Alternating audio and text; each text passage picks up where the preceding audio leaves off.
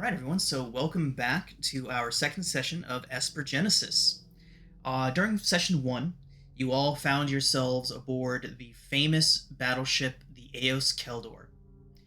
You were prisoners of the Lorendi Imperium, the Lorendi being a vast autocratic um, empire that controls massive sectors of space and sees it as their right to conquer all the other sentient races in the galaxy. You found yourselves, for various different reasons, in their custody. Charged with treason, things were not looking good for you all, but your fortunes did take a strange turn when you all arrived on the detention deck to find an agent there who quickly dispatched your captors, and while being gravely wounded in the fight, told you all of Captain Sestria, the former captain of the Eos Keldar, who was being held on this very detention bay. You all quickly had company in the detention area. The turbolift reactivating, reinforcements quickly coming down. Didn't have long to react before those reinforcements arrived, and with the help of some other freed prisoners, the now recovered agent who had initially saved you all, you were able to repel these additional forces and eventually get to Captain Sestria to rescue her. She did inform you of a mutiny that had been conducted against her, a massive betrayal of trust between the Lorendi and the Volnan dignitaries who had come to sue for peace under the protection of Captain Sestria. However, her first mate murdered the Volnan ambassador, imprisoned his crew, the Volnan's crew, and took the ship forcefully from Sestria. Now, the ship under that individual's control, the Volnans had arrived to attack, and just as you were preparing to leave the detention bay, the attack began. Several Volnan battlecruisers descending upon the Eos Keldor, intent on revenge for the murder of their ambassador. Luckily, Captain Sestria, thankful for your assistance, informed you of a way off of the ship, giving you access to her private shuttle should you be able to make it there through the chaos of the battle. So, you all made your way through the decks, getting through the brunt of the assault until you finally arrived at the hangar deck. It was there that the captain's ship was waiting for you as promised, but so was the captain's first mate. A melee erupted, and Captain Sestria herself arrived to assist you all, and you all made your way aboard the shuttle and managed to release the docking clamps that were holding it down and make your way out into the stars. But before you all could make good your escape, you found a group of Lorendi starfighters hot on your tail. So, that is where we pick up today, everybody. You are still trying to get away from the battle, flying past the Lorendi starship and the several Volnan battlecruisers that are descending upon it, when your instrument panels begin to light up and flash in warning, and 4 blips appear on your radar, closing in fast. A squadron of Crimson Vipers of the Lorendi fleet quickly making their way to you all. So, as you all have your attention turned towards the monitors, the displays, the rear hatch leading down to the cargo bays opens, and you all hear somebody that you did not know is aboard the ship with you, making their way up and out of the cargo hold and into the main crew cabin. So as you all turn to notice this new arrival that was apparently already aboard the ship, Clint, why don't you describe what the party sees?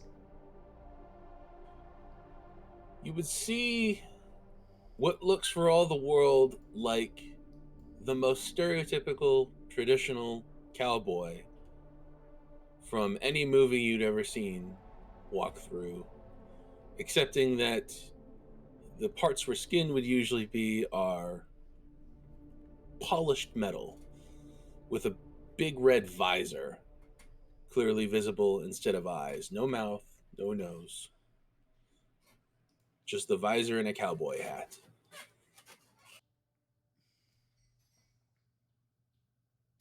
Who the hell are you people? Who the hell are you? What are you doing in here? You're not the regular crew. No, the captain has asked us to take some very important information out of here. We need to escape the AOS Keldor. Escape? What the hell happened? Yep, things went to shit, and we got to get out of here, and things are behind us, so we might have to prepare for the worst. Yes, it's very important that we get these documents out. The captain might be dead as already. I assumed you know at least the basic inner workings of this ship. I can fly a ship, yeah. Excellent. Then join us. Assist us. If we are to survive, we're going to need all the help we can get. With that, Yes. the alarm begins to blare wildly, and whoever is closest to the pilot seat would see a message flashing across the screen as you all are hailed as a text beam is sent to the ship. It says, "Pirates, reverse course immediately. Return ship to Eos Keldor. Await imprisonment."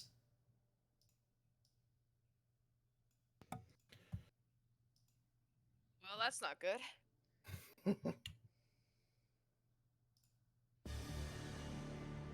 And with that, we'll go ahead and move you all to right here, and we will see what y'all want to do. So, when we do our space battles like this, 99% of it is going to take place out on the big star map, like we're seeing here. However, there are some situations that will call for you all to be able to see your ship's interior as well.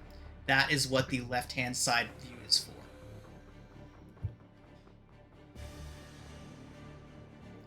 So, This is so cool. Oh my god.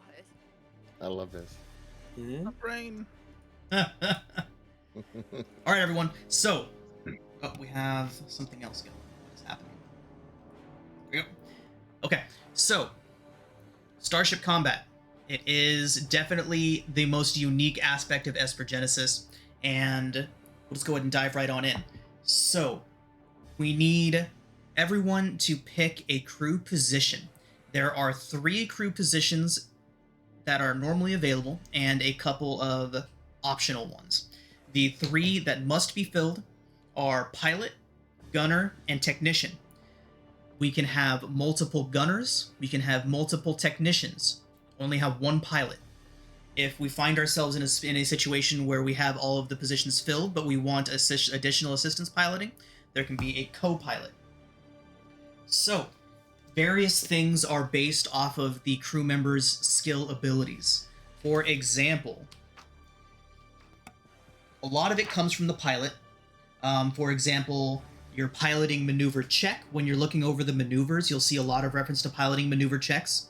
And the maneuver D-save DC are both determined by the pilot. The maneuver defense is either the pilot's or the co-pilot's wisdom. And then we have the technician, who has their intelligence modifier, is the important part of that. Wisdom also plays into it. And then we have the gunner. The most important aspect for a gunner to have is dexterity, as their dexterity mods are added to the attack roll and the damage roll of any shipboard weapons. So, what does everyone? I'd be good as a technician. Okay. Okay, so Soren's a technician. Technician I- is probably the closest thing for me to. But I don't know. I have vehicle space. Ooh. So proficiency in sounds like a space pilot. vehicles. That sounds like a pilot. Yep.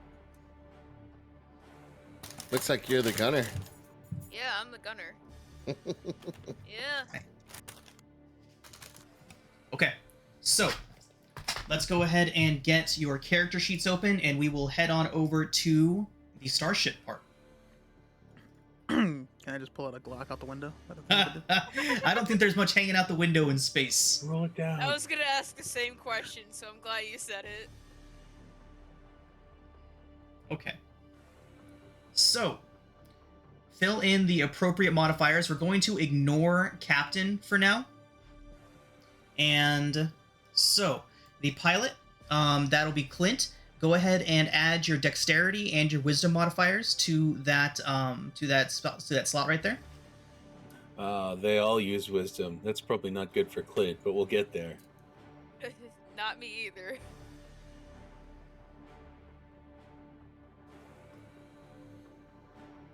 Where are we filling this in?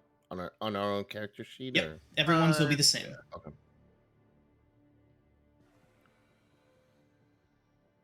Okay. And then later on, this is where the co-pilot comes in. All of those wisdom scores, a lot of them can be replaced by a co-pilot. And Clint, we mentioned last session, you will all have the opportunity to literally create your 5th crew member when this fight is over, using the robotics lab that is below. But for now, we're working with what we got.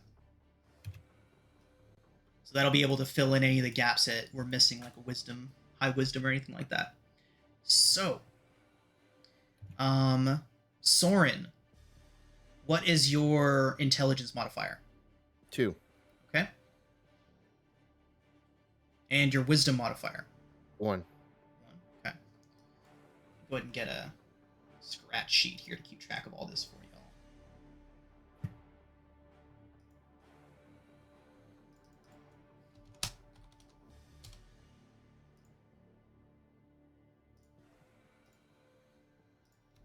Okay, so Clint, your dex is +2, your wisdom is -1.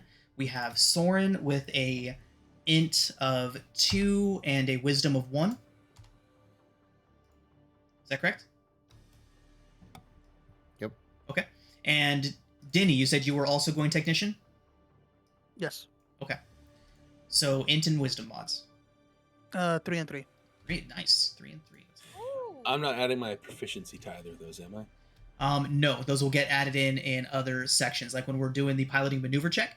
But for now, let's go ahead and let's go and move on to that. So everyone should be filling out their ship sheet to match what we have here. So the pilot +2 -1, technician 2 1, technician 2 3 3.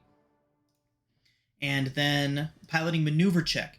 It is going to be Clint's proficiency score plus his dex modifier plus his whiz. Nice. No, that's captain. Sorry. So for the pilot's piloting maneuver check, it is going to be a bonus of proficiency plus dex. So 2 for proficiency, 2 for dex. So a bonus of +4 goes in the piloting maneuver check. So whenever something asks you to make a piloting maneuver check, you roll a d20 +4.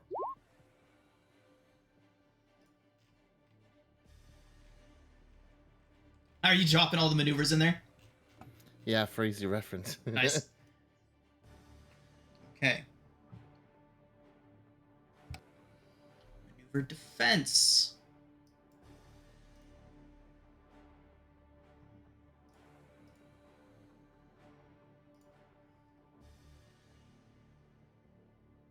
Okay, so for maneuver defense, there is 8 plus proficiency score plus wisdom of the pilot or co-pilot. In this situation, do any of you want to try the co-pilot instead of technician? Denny, that might actually be an opportunity for you, since you have a higher wisdom score. Wait, for the captain position, which one? For co-pilot. Co-pilot? Yeah. That runs charisma though, doesn't it? It runs a little bit of everything. Its main one is that it lets you use your wisdom score instead of the pilot's when determining your maneuver defense. Okay, The sure. pilot who has a -1 to wisdom. Right, exactly. That's why I'm... Okay. I'll go with that. Yeah, sure. Okay. So what's your dex mod? Sorry, everything just closed on me. I think it's +1. Okay. Your int was 3, your wisdom's 3, and what about your charisma? -1. Okay. I really think that only comes into play for the commander, but we'll put it there just in case. Okay. And then for the maneuver save DC, it is 8 plus proficiency plus the wisdom. So 8 plus 2 for the proficiency plus wisdom. So 13 is the maneuver save DC. We're calculating that using Denny's wisdom modifier.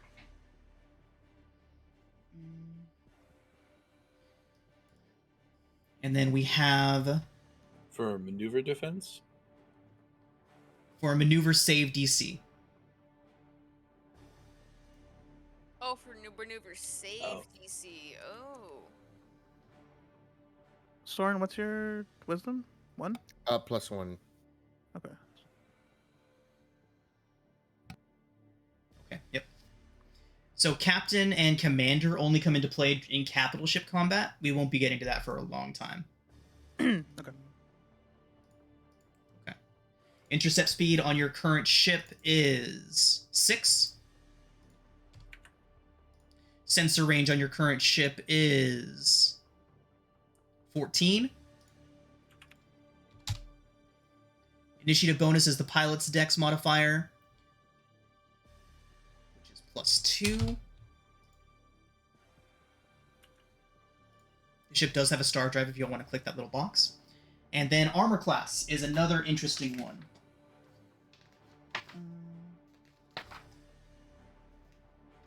Okay. So, for armor class, it is the ship's base AC, which is 10, plus our maneuverability bonus, which is, I believe, +4. Double check that. Oh, no, okay. So, base AC is 10 on this ship. And then maneuverability, it is 2 plus the pilot's dex, so 4. So 14 is the AC for this current ship.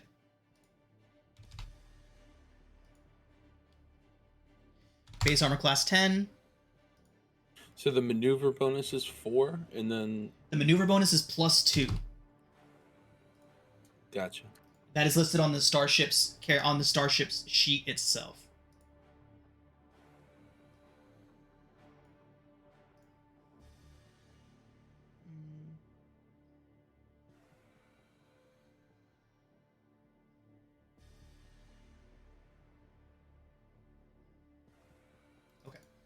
And then we've got our maneuver defense.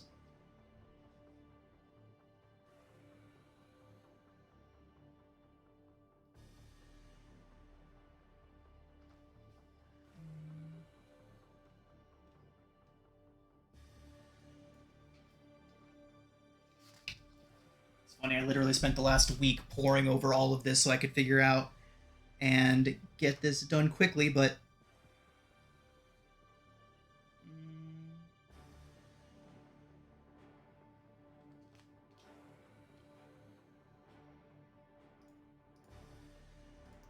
trying to figure out the maneuver defense, but I'm not seeing it in the book here.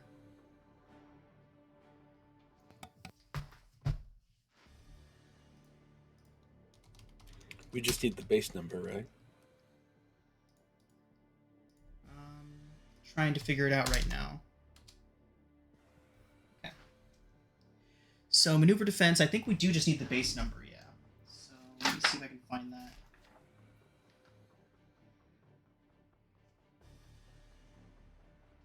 Okay.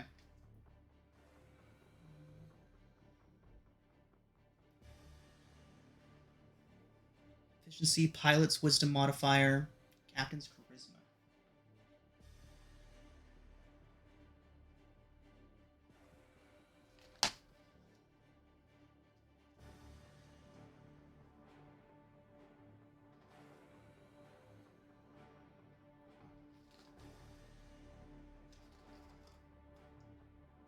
I'm seeing maneuver defense, but I'm not seeing anything. Oh, there it is. Okay. So maneuver defense is base 8 plus proficiency plus the co-pilot's wisdom. So 8, 9, 10 gets us up to 13. Hull points.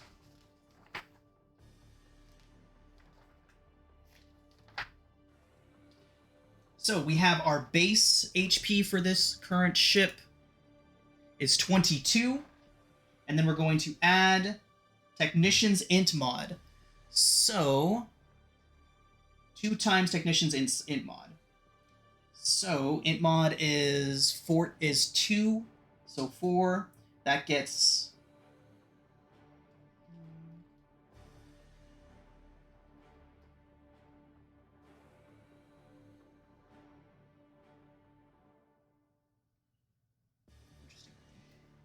Sorry, everyone. This is the part that I knew would take a while. First time getting this all set up. But, so this is considered a light freighter that you all are on right now.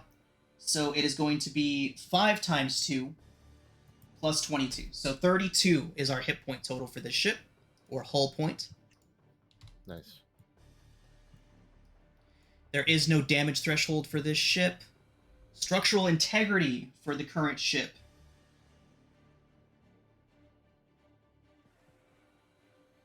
Base structural integrity is 5, and then we are adding our Technicians Int Mod for that.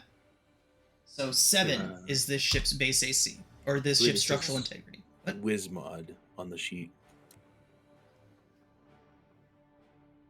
Interesting. Yeah, it does say that on the sheet. It's saying something different in the book, which is weird. Okay, we'll go ahead and go through what's on the sheet. So we'll do, that would make it 8. Base SI was 5, plus 3 for... No, we can't calculate that with the co-pilot.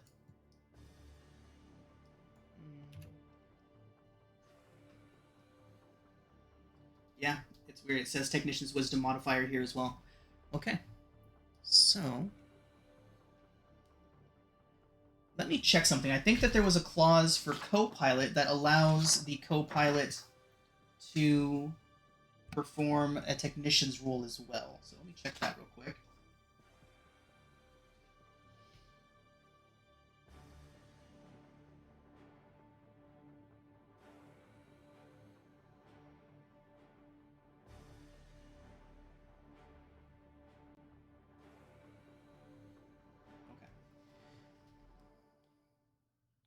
Okay, so it is only going to be +1 because our technician modifier, so that makes the total structural integrity of the ship 6.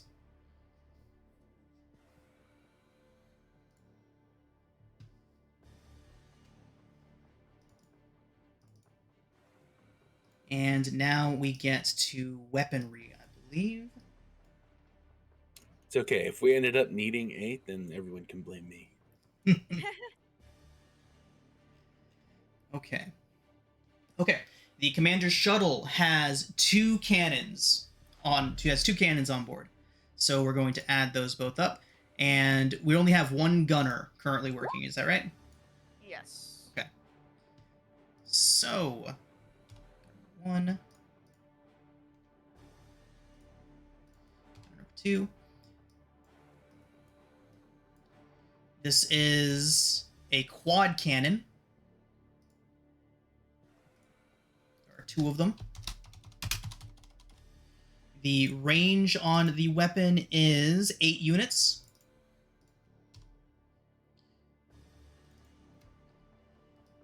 It is going to be +2. Is there any proficiencies that go for starship weapons? Did anyone see a proficiency for that? I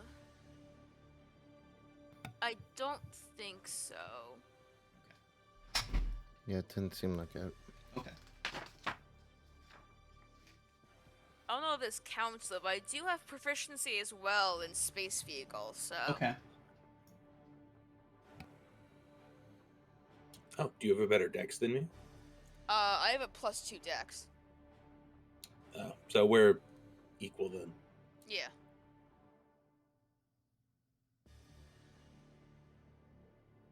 Okay, doesn't say anything about proficiency when adding these, so it's just dex modifiers. So it is +2 to hit, and damage is 1d8 +2. Okay. Damage type is piercing. Gotcha.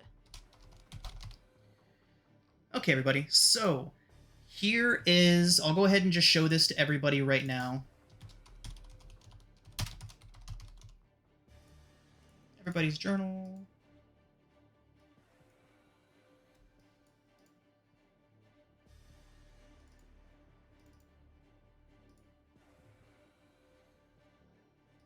Can be edited and controlled by everyone.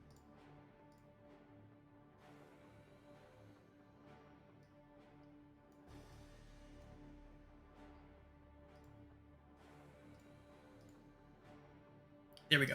So if you go over to the character sheet part on this, the ship stats are filled out as they should be.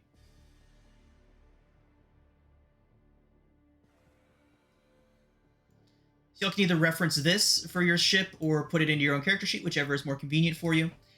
And with that, let's go ahead and get into the actual fight. So we're going to roll initiative for each of the individual 4 fighters that are on your tail, and then the pilot will roll with their initiative, and that'll be the ship's initiative. So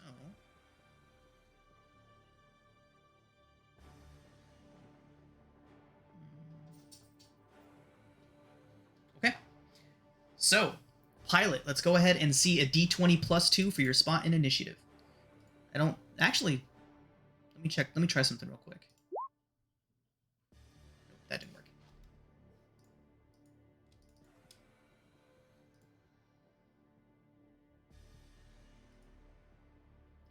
Okay. Of course, it's just the same as my regular initiative. Right, anyway. right. I'm seeing if there's a way for me to set it up directly from the character sheet, but that does not appear to be the case.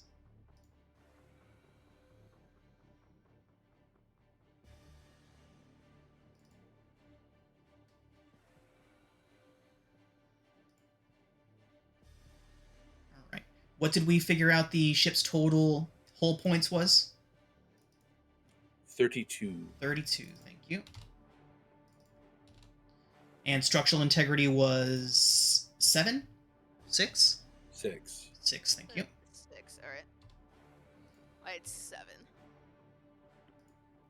I think we did just math wrong. yeah, I think we discovered that it was lower than that. I think I had initially come up with 7 too.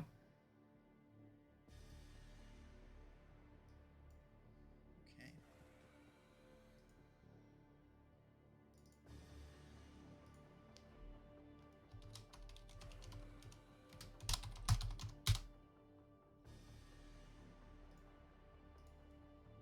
We got a 10 on the ship's initiative.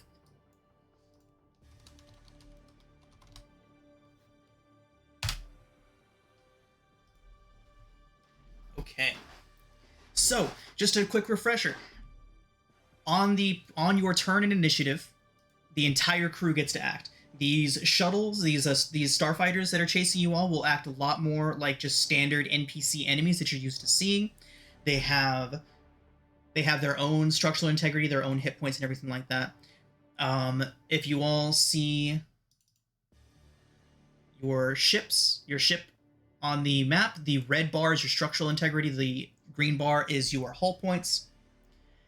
So yeah, on your turn in initiative, the entire crew will get to perform 1 maneuver each. Some maneuvers call for bonus actions. You use them as normal in that case. Some maneuvers are dependent on what the next crew member does or what the crew member before you does. So it's super important to kind of coordinate all of your maneuvers together to make sure that you are all acting in the order that you want to act. So, if you ever find yourselves in a position that you're operating a single ship like these fighters, the pilot gets to perform a piloting maneuver check with their main action, and then they use their bonus action to either perform a gunner or a technician maneuver check that does not require a bonus action. So, these fighters are going to keep it pretty simple, and they are going to start off with the attack run piloting maneuver. So, they charge forward towards another enemy in attack formation. This one right here is going to close with your all's ship and begin opening fire. It's going to make a piloting maneuver check. Whoa. So,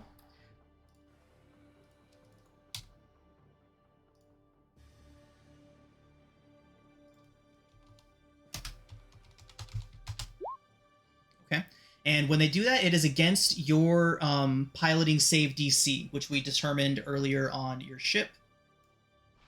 I'm sure a 20 beats that. And then it is going to use its gunner.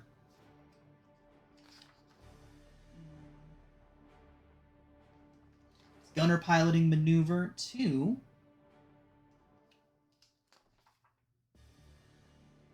just basically attack. So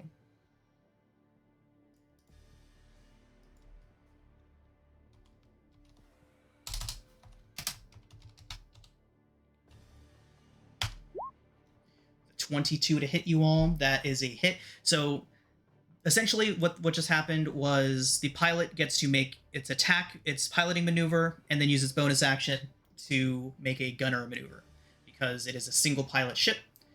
And now for damage. All right, that is 7 piercing to your all's hull points that it does right there. When we're in space like this, why don't we just have the pilot be in charge of adjusting the ship's hit points, structural integrity, and all that good stuff.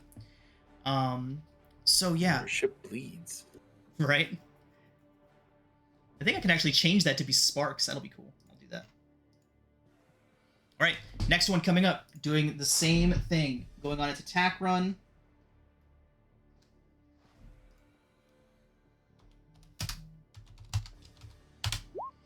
There's only a 4. So on its attack run, it fails. If the check is unsuccessful, you all can use your reaction to make an opportunity attack against the starfighter. So, Gunner, you should go ahead and roll an attack of opportunity. Okay. That doesn't Wait, seem like it worked. Hold on, I could do D20 plus 2 if I have to. Was that directly from the ship's character sheet? Yeah. Okay, let's see what happened. Hold on. 13? 13 against this ship. Just hits. Ooh. And it's D8 plus 2. I can do that. All right, for 7.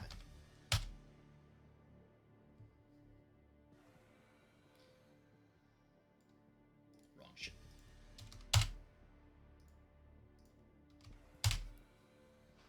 Okay. It is still going to attempt to take a shot at you all. Only a 6 to hit, though. Okay. So I normally roll behind the screen. I'm thinking while we're still getting used to all of this, I'm going to roll in the open just so we can all see everything that's happening. So that brings us to you guys and your first turn. That was both of the 2 fighters. The 6 an obvious miss. So, in the compendium, I believe if you type in, if you type in maneuvers, you'll get lists of all your different maneuvers that you can do. So, do we all just decide what maneuvers we're going to do? Correct. So the 4 of you decide what maneuvers you'd like to do. Coordinate with each other as much as you'd like to. Essentially, the starship's turn is going to act and feel like 4 players all taking their turn. So naturally, it'll be a long turn. But yes, each of you decide which crew maneuver you'd like to perform, and then together you decide what order in which you'd like to perform them. Okay. And from which list do I pick from? The pilots as well? You would pick from the... I believe the co-pilot would pick from the technicians list. So co-pilot, title can also be attributed to the ship's technician, but if there's already a technician assigned to the ship, the co-pilot can be a valuable crew asset. If the ship has crew space for him, which it does, co-pilot can be used to calculate the ship's maneuver defense, which we've done. If the pilot or technician basically, if a technician gets knocked out, you can immediately take over their turn for them. So if the pilot or technician choose not to become or become incapable of performing their role during the ship's turn, the co-pilot can immediately perform the pilot or technician's maneuver instead of the assigned character. So if something happens to our pilot, you can act on their turn. And then the co-pilot can choose to make the ship's maneuver saving throws against maneuvers used by enemy ships. So what maneuvers do you take is the question that we didn't get at, that didn't get answered here. Yeah, it sounds like I'm just chilling here. Okay, as a tech, I think I'm gonna do a sensor jam. What do you guys think? That'll make one attack of theirs roll with advantage or with disadvantage against us. Point of order on that one there, Soren. You all did pick up the jamming signals for these particular ships on your way out last session. Oh. Oh yeah, we did, didn't we? What determines how far I can move the ship? Okay. Just 1 second. So, Denny, the way that I'm reading this, you just act as a technician unless one of those other extenuating circumstances arise. Gotcha. Okay.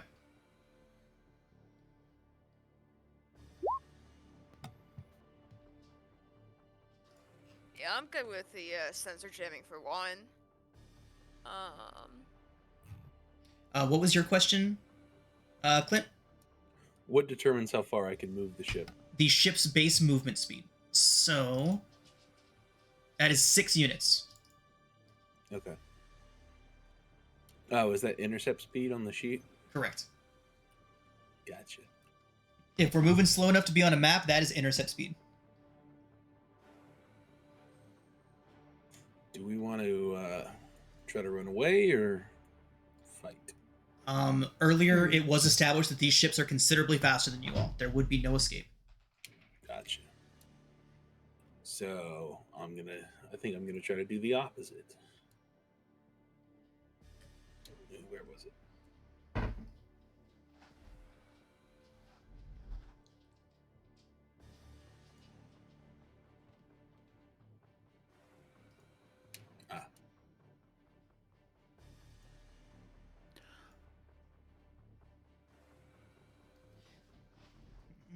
So, did everyone see where to find your various maneuvers that you can perform? Yeah, I was just trying to ping it in the chat. Yeah, I'm gonna try and attack this ship and take it out. Okay. I'm just gonna wait on the order though first. Okay. So we have a sensor jam from the technician, a attack from the gunner. I could do either a power boost or I could start patching up the ship.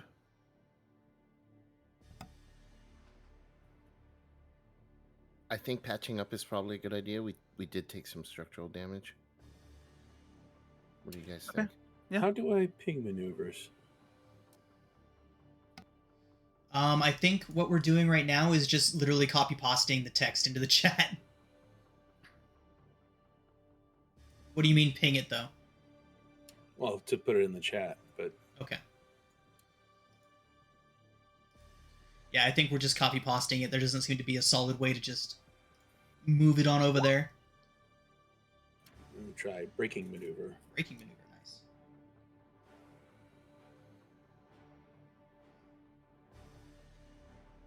Okay, so in what order would you all like to perform these maneuvers? It looks like our order of maneuvers, it looks like our list of maneuvers is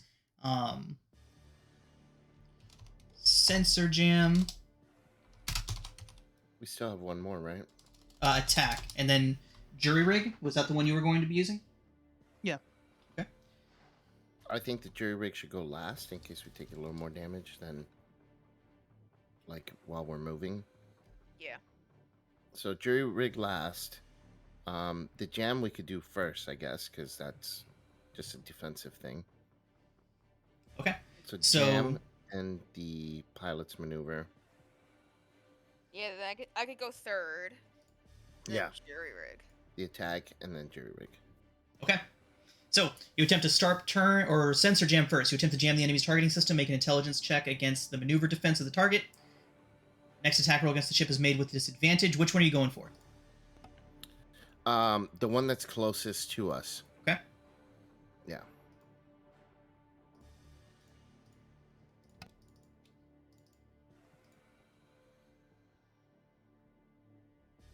Okay. And I got a 22 on my computer's check. Okay. 22 beats their maneuver defense. So the maneuver defense is a static number. Just stays there. So 22 beats the opposing maneuver defense. This particular ship has disadvantage on the next attack roll against you. And that brings us to the braking maneuver. You attempt a sharp turn or full stop to throw off an enemy's target. Make a piloting maneuver check. So that is commander shuttle. It is a D20 plus 4 currently. So make a piloting maneuver check versus the maneuver defense of a target within range. What is your target?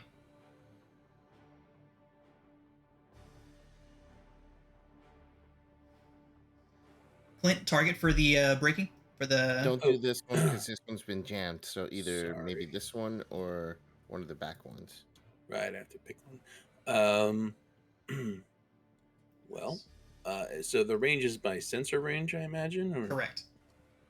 Gotcha. I'll just go for this one on the right here. Okay. So go ahead and make a piloting maneuver check. That is a D20 plus 4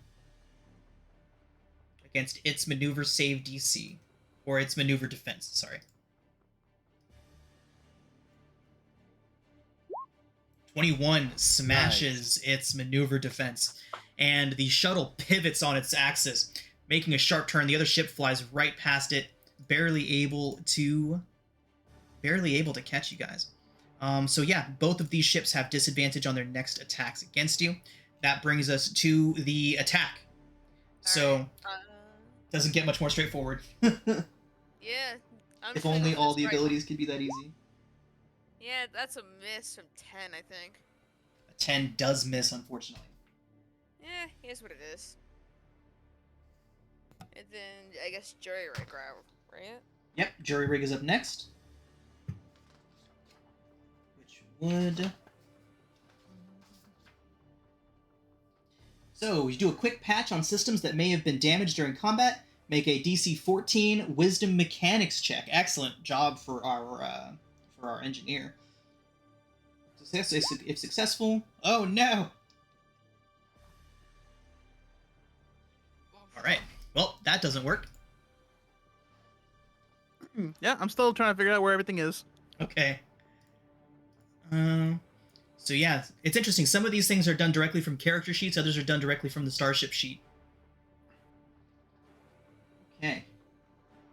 And I'm assuming that wastes are one of 2 heals, right?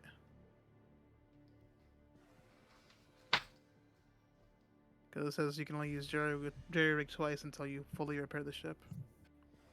It does appear so. This maneuver can only be performed twice. It doesn't say anything about if it's successful or not, unfortunately. Mm-hmm. Okay. All right. So can I attempt to move the ship? Is heading a thing in this? No. We might introduce that later once we've gotten a hang of more things. But as for now, no. Direction does not matter. So it's a subset. It's an extra set of rules. It's an optional rule set. I would like to incorporate it at some point, but for now, we're just going to leave it.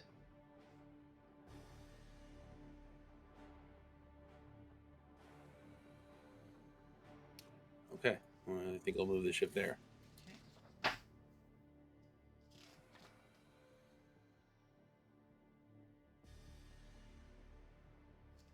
Okay. Brings us to the next two fighters.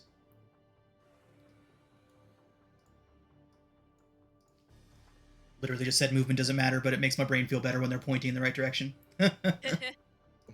All right.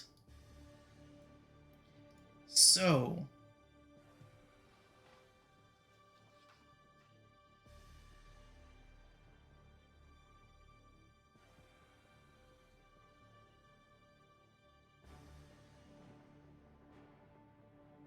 Okay. So, it is going to do the dogfight. It is going to make a piloting maneuver check versus the maneuver defense. What is the shuttle's maneuver defense? 14?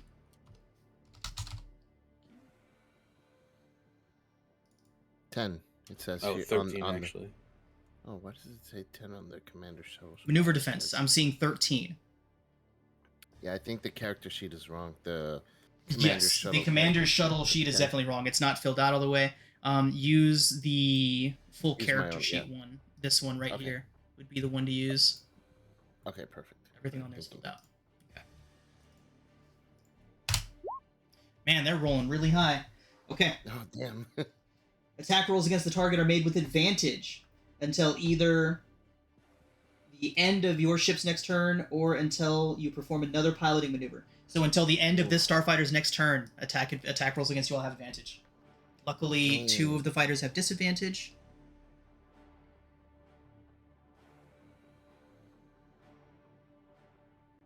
Oh, man. The drawback to the maneuver it just performed is that any attacks against it from any ship other than yours are made with advantage, but you're the only ship in the area, so... Oh no, they're better than us.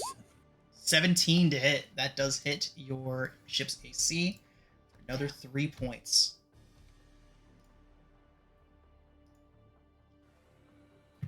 We need to get away from them.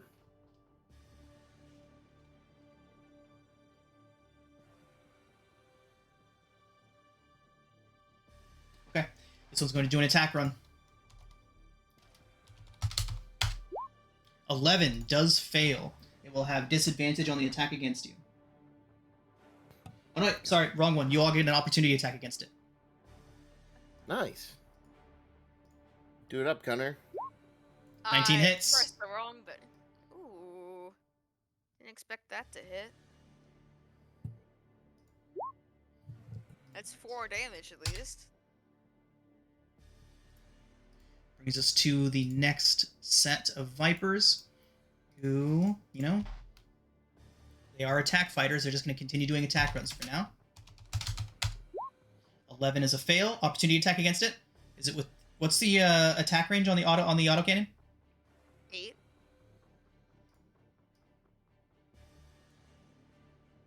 That is in range.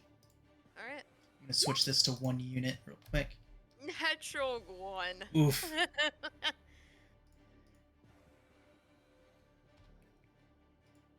1 unit. Oh, nice. It's like you guys have shields now. Yep, awesome. That'll be easier for us to measure distances. And spot ships in the black. Look at that. Okay.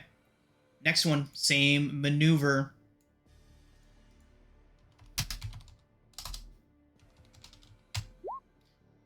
That is unfortunately a crit. Yeah, they are doing really well against you all. Okay. Here Jimmy, comes... we need to patch this up quickly.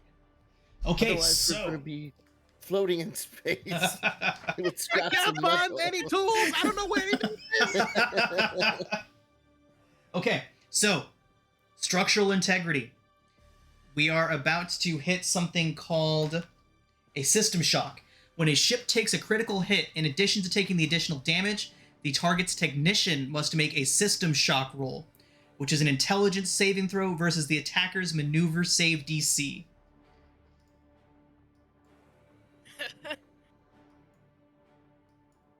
So we need an int check. Oh, That's a large fighter. nice, right? So that is a success. Okay. So now we get the damage.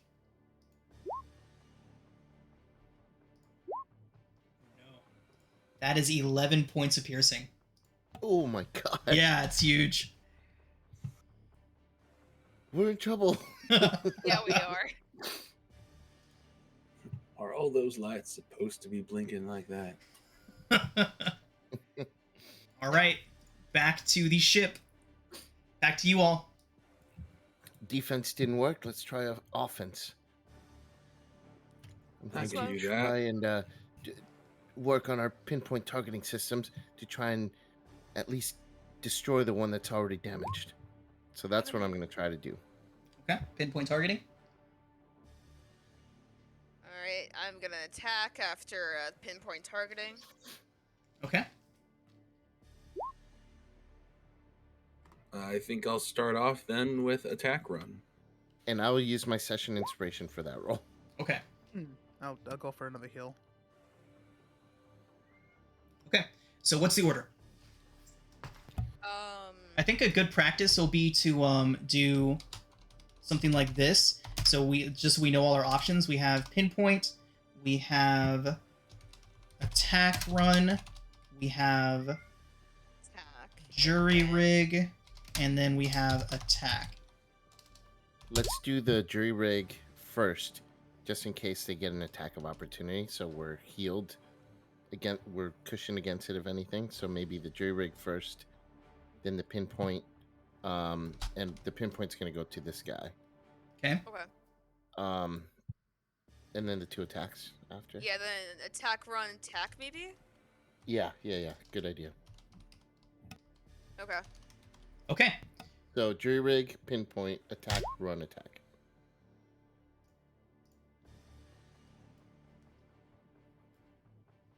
Okay. All right, so mechanics check. Ugh. Hey. Nice. Good So job. jury rig gets you back 1d4 plus your wisdom mod. So 1d4 plus 3. So 6 points. Nice. Good roll. Yeah, that's helpful. Now I gotta focus on bringing up our AC for the next one. Okay. Or, actually, no. Hold up. Can I can I just run to a pilot to a gunner seat? Is that a thing I could just do? Yes. You can switch up your since you're the co-pilot, you can jump over to whatever seat you want to. But you would need to perform your maneuver to do so. Gotcha. Okay. So like next turn you could jump over to a gunner seat if you wanted to. Right. Okay.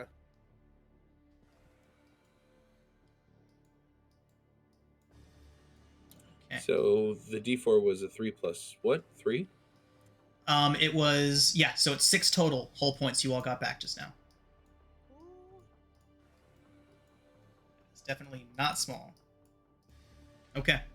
And now we have our attack run. So that is a piloting maneuver check. Attack run. Is it? I believe Oh, so. yeah, I'm it is. checking. I think it's pinned in an attack run. Oh, right, pinpoint. Pinpoint first. You're right.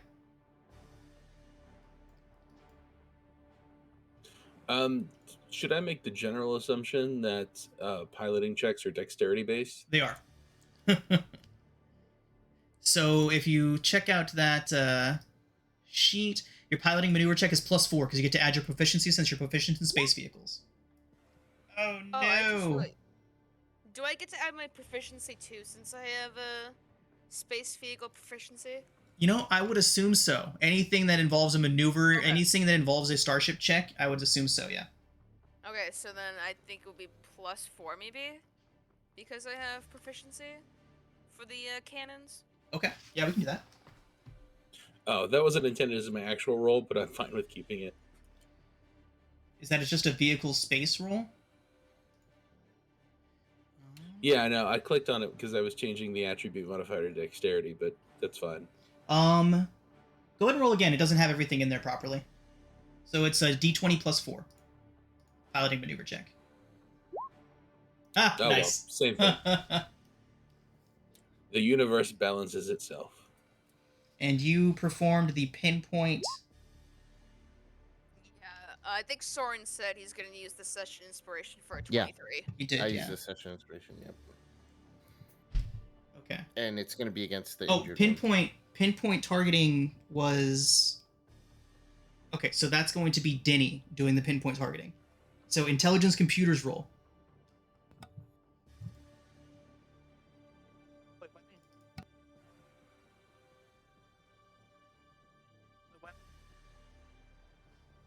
What's that, Denny? Can't hear you. Why am I making the roll? Pinpoint targeting? Yeah. Denny was the one that did the jury rig. Oh, that's Yeah, my bad. Heal. Okay. Yeah, I did the pinpoint. It's a Okay. technician maneuver. And that was a success. Wow. Additional damage equal to the technician's intelligence modifier on the next successful attack roll against it. Just +2, but still it'll help. Okay.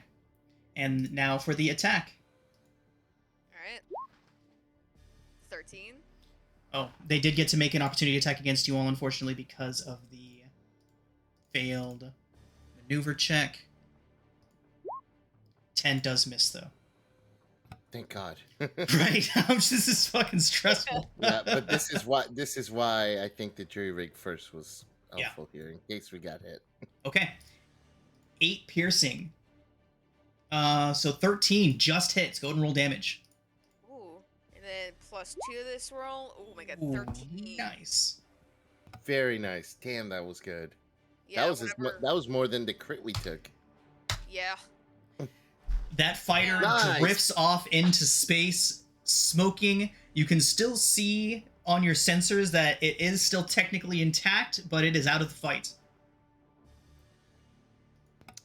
AKA, we can salvage some stuff from it. Well, remember, there is still a massive battle cruiser battle happening right behind you all. Oh. Right. Just the oh. All right, back to the Vipers. Okay, and here we go.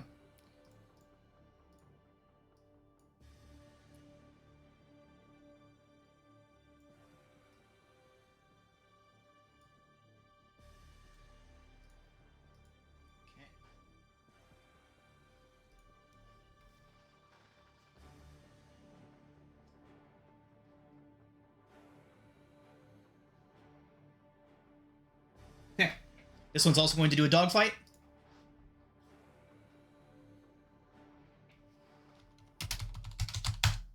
Oh, 18. So it will also have advantage on attack rolls against you. So dogfight, you attempt to sync with an enemy's flight pattern to gain a steady target for the ship's weapons. Make a piloting maneuver check versus the ship's maneuver defense. If successful, attack rolls against that target are made with advantage until either the end of your ship's next turn or until you perform another piloting maneuver check, whichever comes first. While this effect is active, attacks against the ship have advantage, but again, you guys are the only ships in the area, so It's okay. I don't need to breathe. all right. Oh. There's the second one. There's another crit. Luckily, it's only 6. All right, so 6, and we need another intelligence check from the technician against a, what was it called again? That is a system shock roll that our technician has to make right now.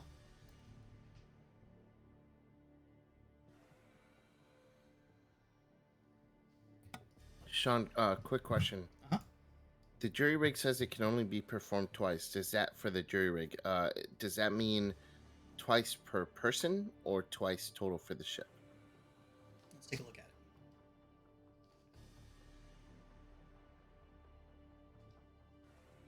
Okay, it looks like it's for the ship, since it says it can only be performed twice, requiring the ship to complete a patch repair or full repair before it can be performed again. Cool. All right, so technician, we need a intelligence saving throw from you. Okay, let's do this. Dice, I need you now. Nice. Okay, that's another successful system shock roll.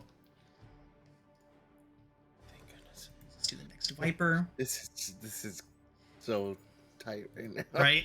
We're on the verge. Okay.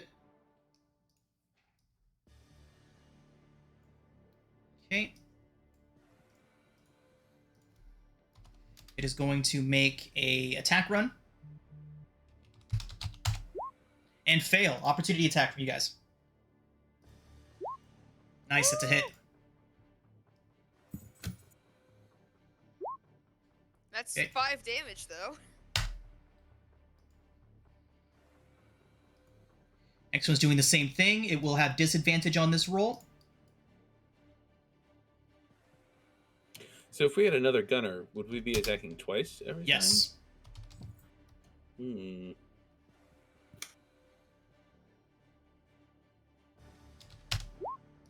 As a success this time. 15. That hits. Okay. It's another 3 piercing. That one is down. We are back to you guys.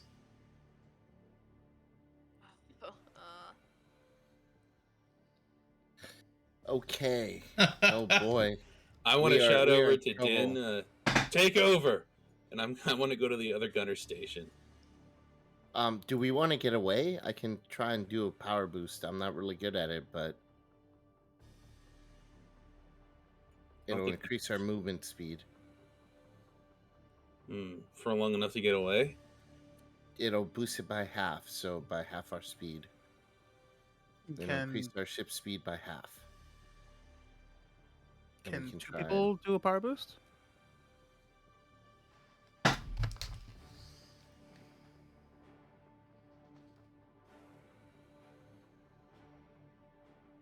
And we could, I mean, from what I read here, it looks like we might be able to, because we could also do a power boost to give a bonus to the next maneuver by the gunner. I don't know. So I'm thinking either power boost to boost our speed and try and get away, or a shield boost to try and power up our shields. I'm not good at really either one. I'm not super good at either one. I can do those rolls. Its mechanics have +5. But I think I'm taking over for the pilot right now. Yeah. Well, because I don't know how reliable I feel about running away. Okay.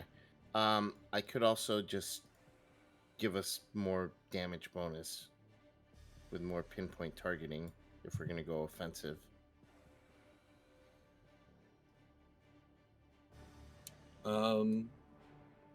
Like, I could try and improve sensors and give us advantage on attack. So that's the high risk maneuver. It is.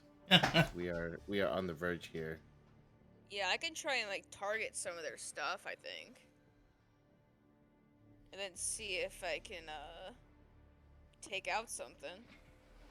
Like, this guy we can take out. If I do pinpoint targeting again, we target him, but then we're going to take 2 attacks from these 2 guys. Yeah. Which might destroy us. So I don't know if the other technician can boost defenses or vice versa. I can try and boost our defenses and give disadvantage to one of these guys. I really think... Sorry, I don't mean to interrupt you. I really think that if we're going to try to fight, though, we want to have 2 people on guns. We want to maximize our shooty potential. So, probably boost the... Right, but then that'll that'll burn both of our turns because we're swapping. True.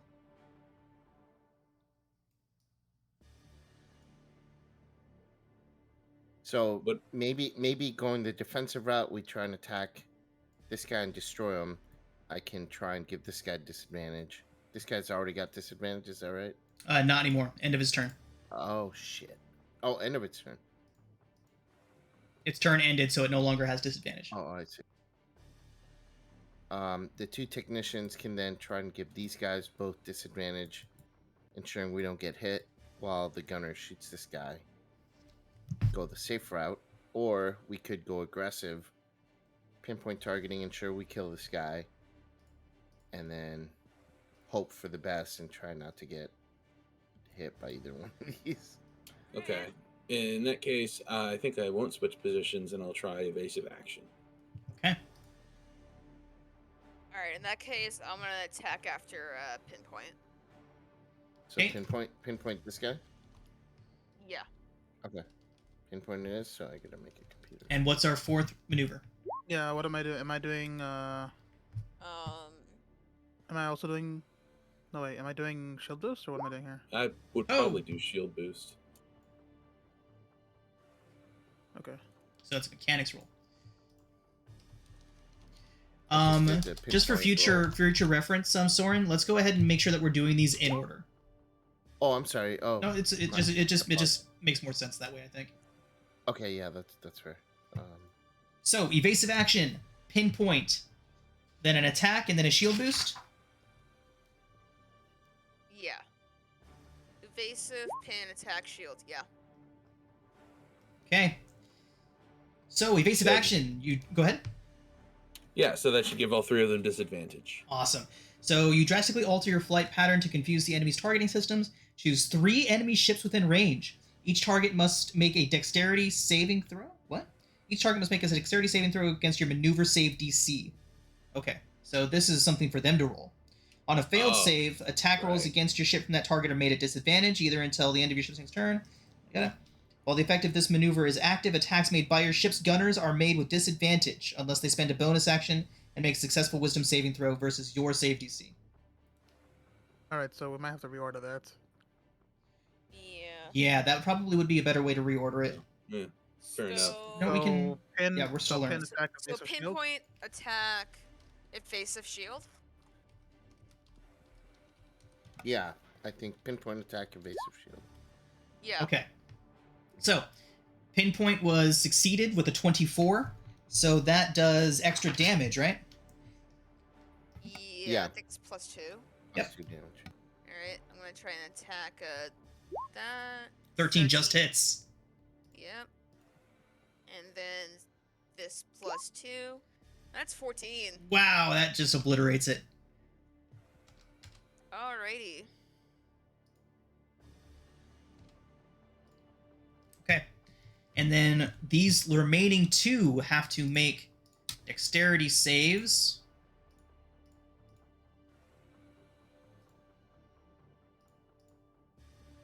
What's the ship's maneuver save DC?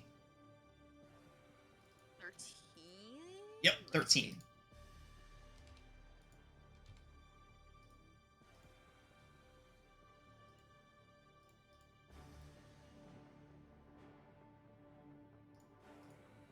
They both fail. All right, there it is. They both now have disadvantage on the next attacks against you both.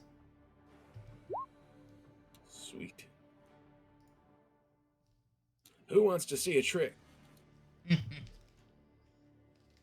And I guess, I'm up for seeing anything as long as we survive this.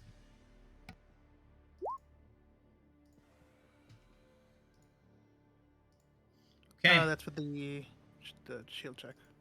Oh, right, the shield check, my bad. Divert power, make a DC 14 wisdom mechanics. You made that.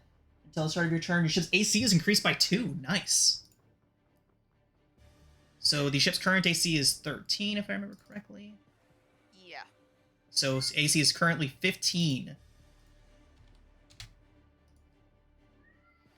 Okay. More attack runs. Does that? I think that God. meets to beat. That barely misses. Oh, that was the attack. That was the piloting maneuver check for the attack run. Unfortunately, Oh, sad. I forgot. that's the attack, and it misses. Cool. Okay.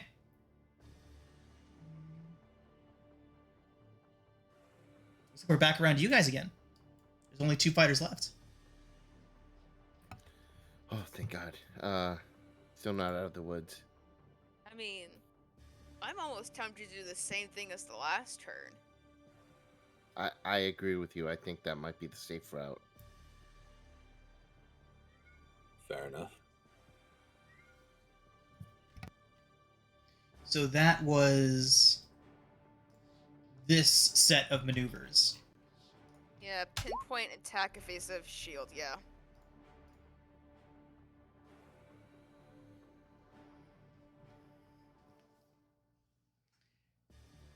Okay, so same order too?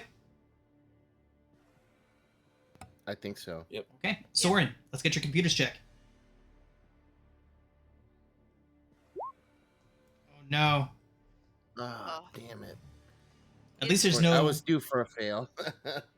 at least there's no negative effects to failing that. True. Yeah. Clippy All shows up. I'm going Oh to... no. Clippy. God damn it. No. No. I see you're trying to stop. not die. Can I help? Oh no. No. Stop it. Alright, I'm gonna attack the closer one right here. Okay. That's probably gonna miss. It is. Oh, bullshit! Don't forget you get to roll with advantage on all your rolls. Oh, yeah. Yeah, I'll do the session inspiration. There you go. Yay. That's a hit. I keep forgetting about that. I'm gonna be real. Oh wait.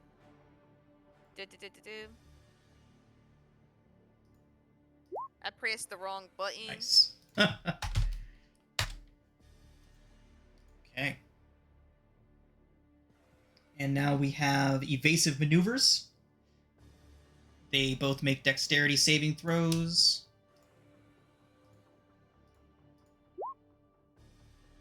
What the hell? That's not right.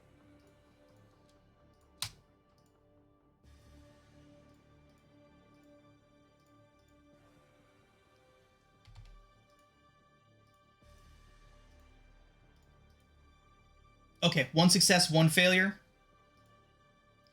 The damaged one succeeded.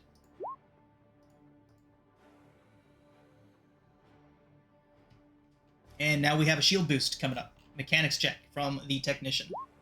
Oh no. Damn, we all rolled terrible this Yeah. round. Yep. All right, 2 more attack runs.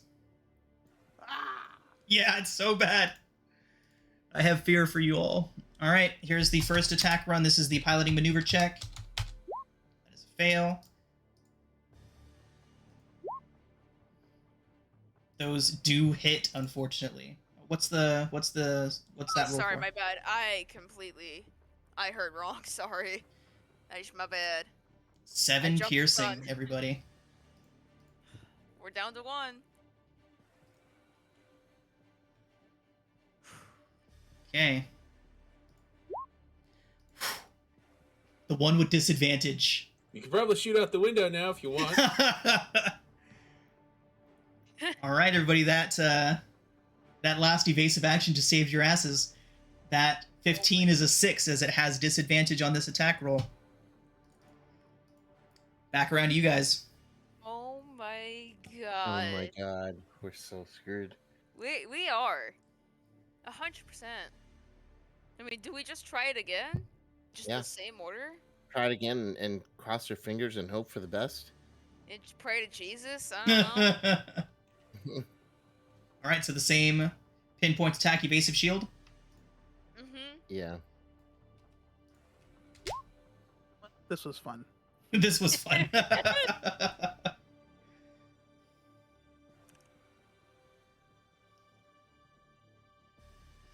Man, they put such a hard fight against you all for the first space battle. All right. What is their... That is against their maneuver save DC, right? Pinpoint attack. Maneuver defense, yeah. What is their maneuver defense? Oops, I posted the wrong thing. Oh, that succeeds. Their maneuver defense is only 11. Oh, nice. Whew. Alright, Okay. so we're gonna deal extra damage. On the damaged one, right? Yeah. That's a hit, and that is a kill. Oh. May not be enough. Now we gotta see what Yeah. if hopefully he misses us. Actually.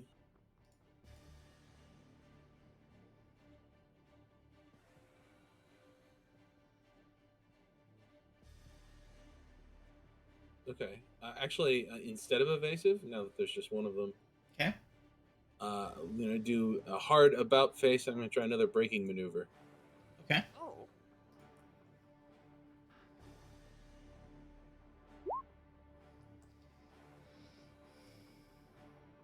Okay. Oh, that is a success for sure. Nice. Oh, Next attack made wow. against you by the target has disadvantage. That might have saved our lives right here. Yeah. Okay. Here it comes. Hey. Shield, yep. Oh, nice. AC up to 15 again. 16, isn't it? 16? Oh, you're right. It's 3. Yeah, 16. What? No, it's it's a +2. Oh, Denny, yours is 2? I thought yours or was... No, no, no. AC is It's, no, 14. no. The thing specifically says you get a +2 AC. Oh, rip. Okay. So 15 indeed. But our AC is 14, isn't it? I thought it was 13. Is it 13? Let me check. 13 is our maneuver defense. Oh, yeah, it is 16. AC is 14? Yeah, AC is 14. Cool.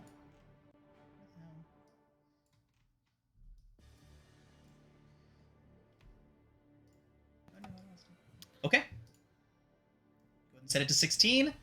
And here comes another attack run.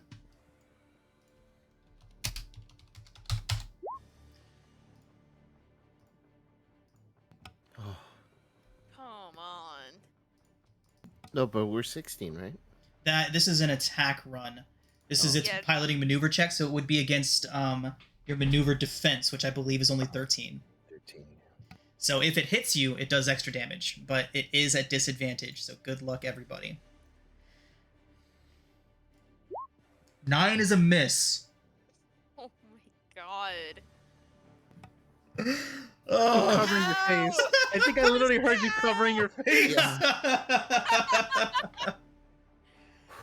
All right, everybody. Back to your ship's turn. This is it. Pull out the Glocks. Anyways, I started blasting. Exactly. Oh man, this might be the most stressful freaking tabletop experience I've had in like months. Oh my god. Do we just pile on the damage and just Yeah. cross our fingers? Let's just go all out offensive. Fuck it. Let's go. All right, attack run. Double power boost.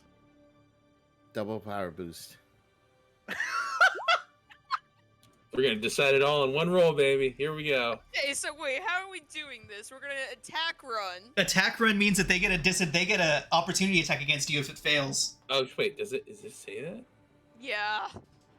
Oh shit, it does say that. Okay, Oh, Okay. that might have been premature. but you have session inspiration. You do. Yeah.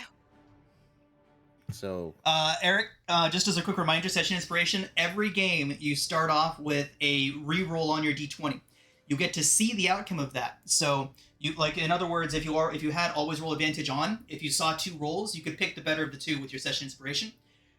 If we're doing just straight rolls, at any time you can roll again and you burn your sessional inspiration to take the better roll. Okay. Sounds good. So let's get this straight. Are we going to attack run, power boost twice, and then attack?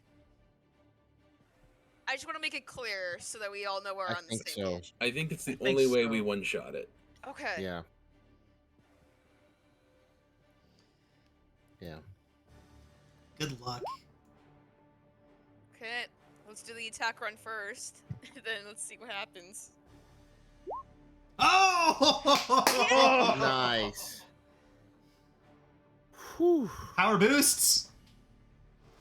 Power boost. I'm not that good at it, but Oh, okay. Okay. 14 is the I'm DC. using the sessional. I'm using 14 session- 14 is no, the no. DC. Okay, we're good. We're good.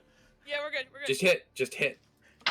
No pressure. I have a session inspiration. I have it. 13? 13 is its AC. Add 3 Okay. for the next maneuver roll by the gunner, Oh! and add whatever Dini rolls for Okay, so 1d4. 12. 20 points of damage. Is that it? Okay, so 5, I think, 'cause it's D4 plus Wiz modifier for you guys. So So that's an additional 5 for me. Yeah. Oh, an additional 4 from me. so Plus 21, 2. 23. Yeah.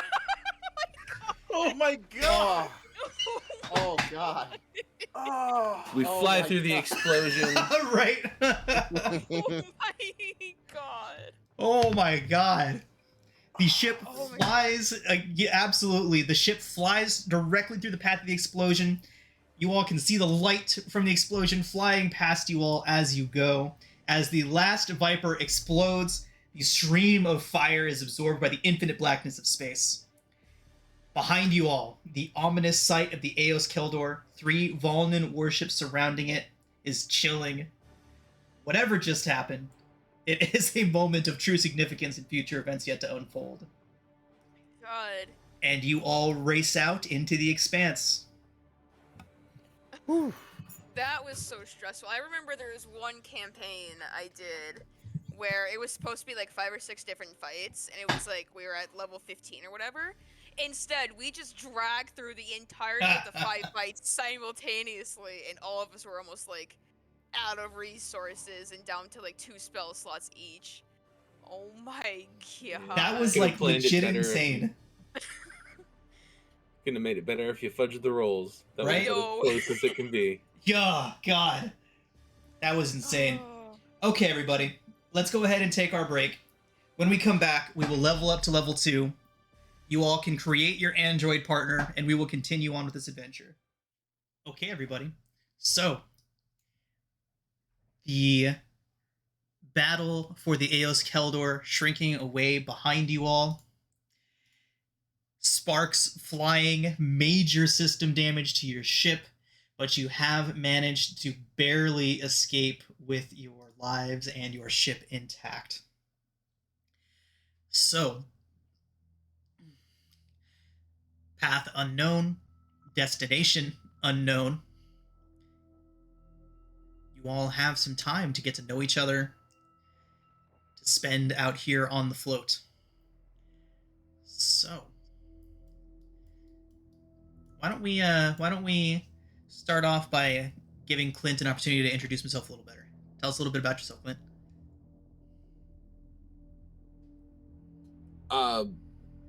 Just Clint or myself? Yeah, let's have everybody do another introduction since this is Clint's first time. I'm Eric or Ulrich or whichever you prefer. I've been playing 5e for good number of years now. I'm playing Clint, who is a Bel Air adept, who is again, as you've seen, a very stereotypically dressed cowboy. Uh, Not that you would know what's typical for a Bel Air per se, but he calls himself Clint. Vessa, why don't you go ahead and give a quick rundown of your character? Alright, so I'm Hannah. I am playing Vessa, who is a fire-blooded Promethean warrior. And I have a long red braid besides the roots of her hair, which are silver in color. And she's currently wearing armor and has her glaive out at the side after the fight. All right, Danny, what about you? Right. I'm Ty. I'm playing Denny Keitaro. He's I forgot what race this character is. Dendis. A dentist. There you go. Sorry. Um, you see an individual with like pale to purple skin, red hair, and an enormous kind of like Doomfist-esque arm coming out of the right side of their arm. All right, what about you, Soren? Soren is an Ashenborn cybermancer. He was built to be a sort of technical support type of individual, but a work accident, caused his former life's creativity to spark back inside of him. So he became very artistically inclined and started making art for the sim. And eventually, the popularity of his art spread. He became a minor celebrity on the sim, and people started to misinterpret his art, thinking it was a call for revolution. And because of that, he was imprisoned, and now he has escaped. Fantastic. All right, everybody. So, with that fight now concluded, you all can level up to level 2.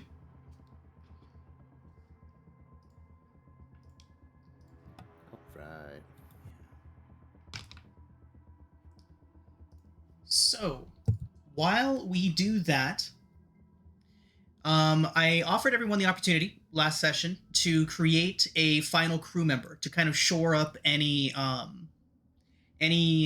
missing abilities or any sort of missing, especially during space combat like we were just having. If there's anything that you all feel like you might be missing, we're going to just use the human variant, and it'll essentially be a 5th PC using the human variant stats, whatever class you all can decide on. And then the only difference between that and a regular PC will be that this will have the automaton tag to it. Or for now, it'll actually have the construct tag to it.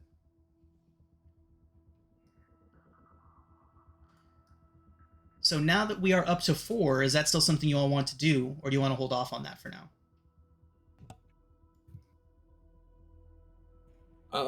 Maybe in the sense that an extra person actually on the ship, like an extra gunner or something. I don't know.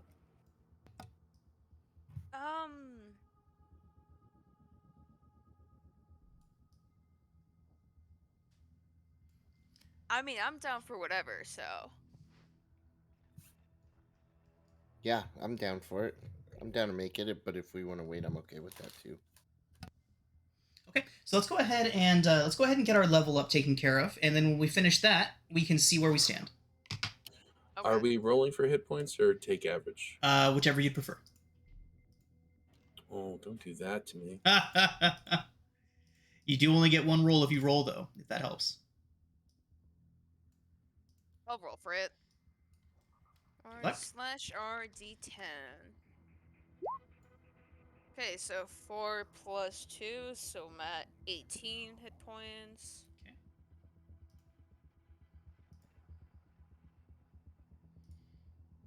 All right, then I'll roll.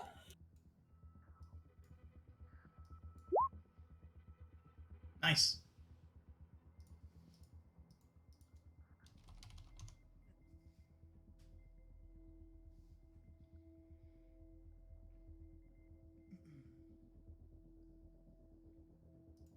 Alright, let me see when I get it.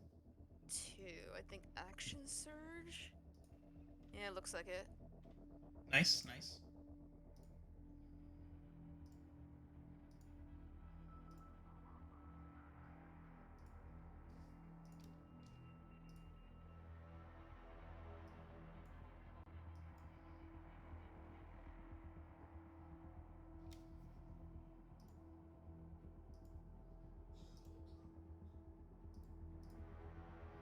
Everybody, we have the captain's shuttle.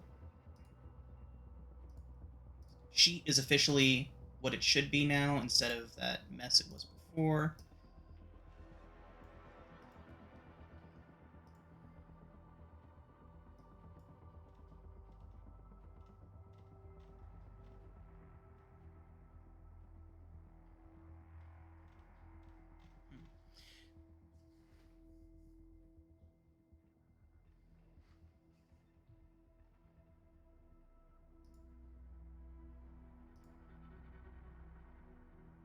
So for the starship's stat block, what would be an easier way to present that to you all? Would it be easier to have it set up like this, where it's its own character sheet?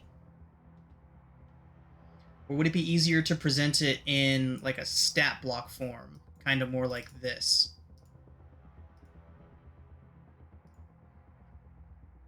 Oh, let me make that so y'all can see it.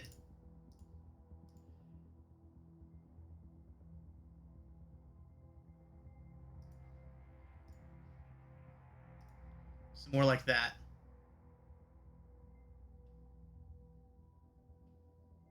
I mean, I could do either, so.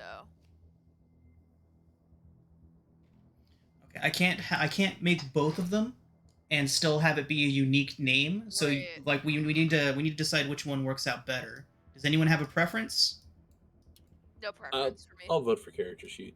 Okay. Preference. I like character sheet too. Okay, cool. The character sheet is definitely the what I would prefer as well, just because it seems like it has more detailed info laid out for you.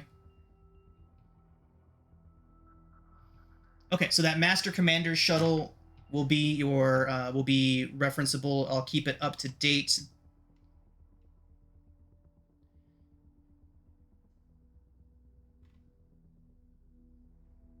Yeah, it'll just have a blank PC sheet, and then all of the info will be on the Starship sheet.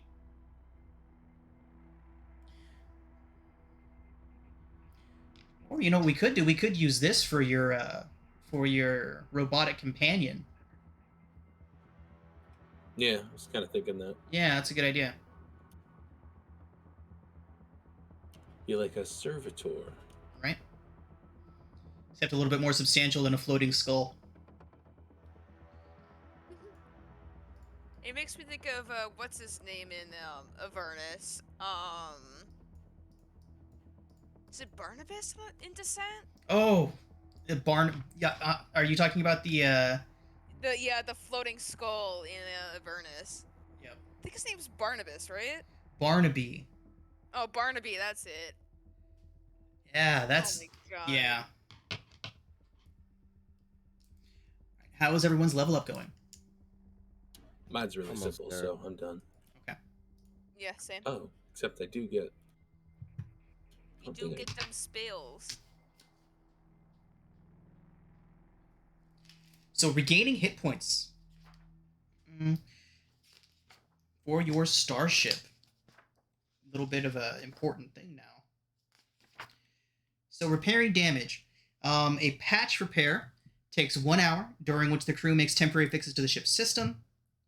Expend 2 hull dice from your hull dice maximum. The commander's shuttle you are currently flying, I believe, has 4 hit dice.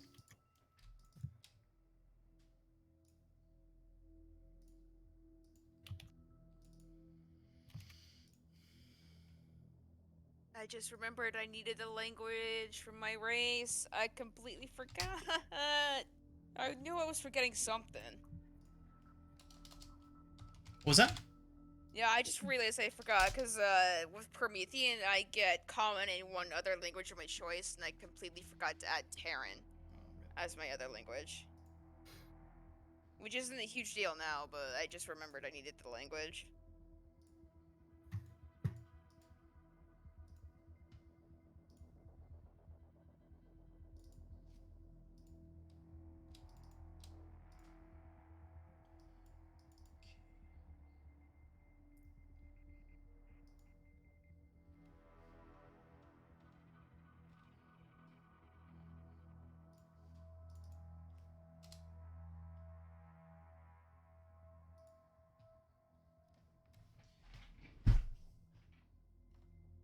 Oh, wow. So, there's 2 different types of repair options for your ship. There's the patch repair, which is essentially a short rest for a ship, and then a full repair, which takes 24 hours. Taking a look at them now. So, patch repair.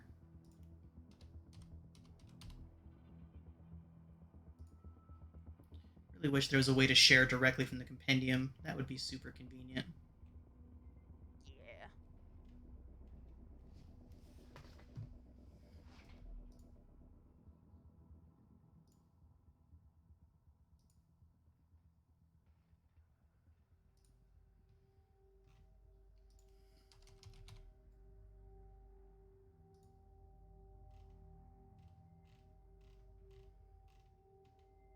Okay. So patch repair takes 1 hour, during which the crew makes temporary fixes to the ship's systems. During a patch repair, the crew can expend up to 2 hull dice from their maximum. The ship regains hull points equal to the result of the roll plus the technician's wisdom modifier. So you all have 4 of those dice right now. The alternative to that, you can also use your structural integrity. For each point of structural integrity expended, an additional hull die can be added to roll for hull point recovery. Ooh. Spending SI in this way does not cause system failure to occur. Okay. So just for future reference, a point of order. Whenever you all do end up switching seats, it's important to note that your ship's stats will change. Like if the pilot goes to if the pilot goes to technician, technician goes to co-pilot, whatever it may be, it does have impacts on the ship's current stats. So there is the patch repair, which uses your hull dice, and there's the full repair. It takes 24 hours. All hull points and structural integrity points are recovered. Hull points can be fully repaired so long as the ship is in an adequately stocked maintenance bay or spaceport. The ship also recovers any hull dice expended during patch repairs. So basically, you have your hit dice, your hull dice, which you have a max of 4 of. Once you've run out of those, you cannot heal anymore until you go and take a full repair at a spaceport or other properly stocked place. So it says recovering structural integrity is more costly, requiring the same method as restoring the hull points during a full repair, with an additional fee for materials. Each point of SI has a base cost of 1,000 cubles in parts and equipment. These prices may be negotiable. So structural integrity much harder to come by than your hull points.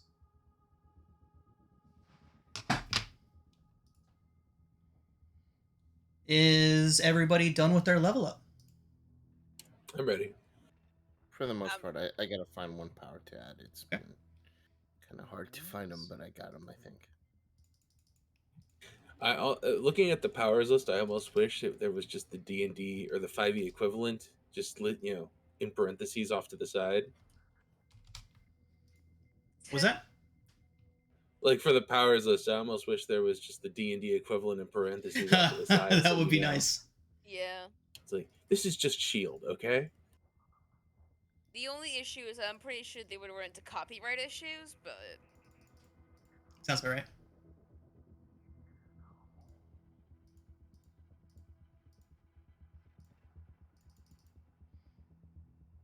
Man, this sheet needs some work. Some of it's confusing though. Like, so Hunter's Mark was lifted verbatim, but then Hex had to be changed to Symbiotic Mark or something.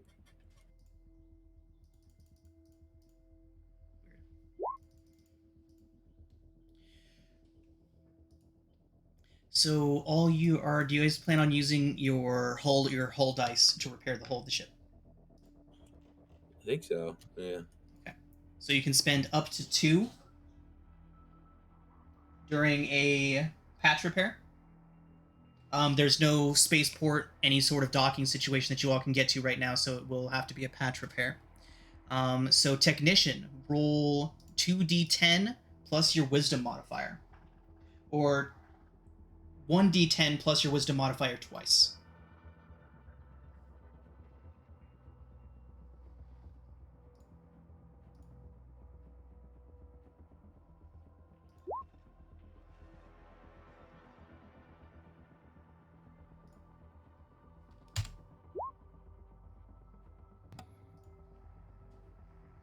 So that is for a total of 13 hull points back.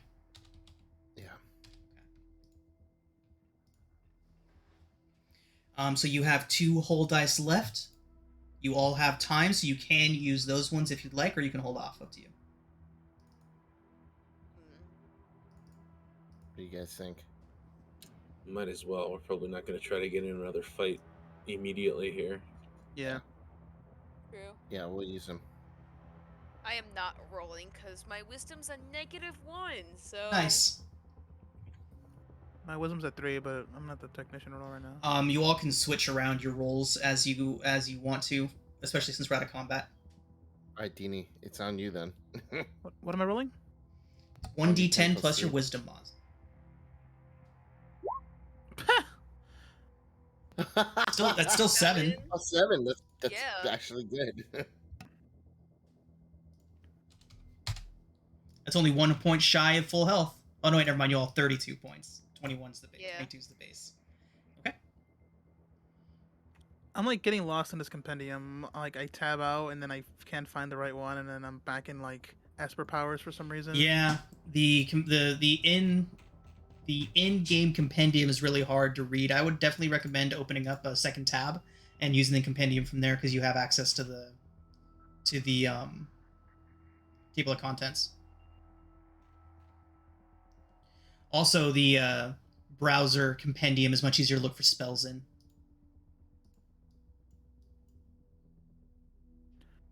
Oh yeah, because you can put them by rank instead of alphabetically. Because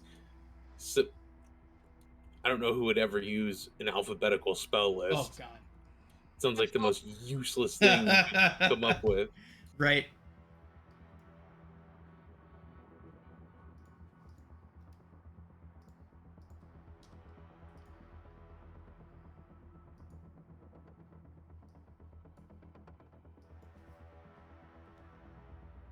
Okay. Wait, what's add up? an additional spell? Every level up or no? Or is that just wizards? Like wizard related? For your engineer, you should have. Let me check it out. For your engineer at 2nd level.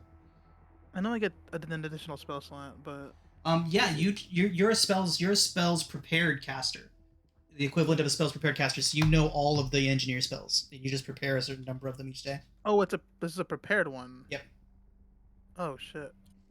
Engineer is just cleric verbatim. Yep.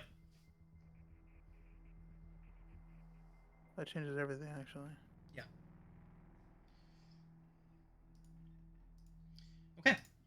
So, I'm just going to put you all back on the ship map just because.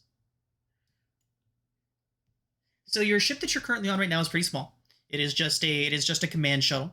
You've got your flight deck up here with some seating and rest benches and couches along the back wall.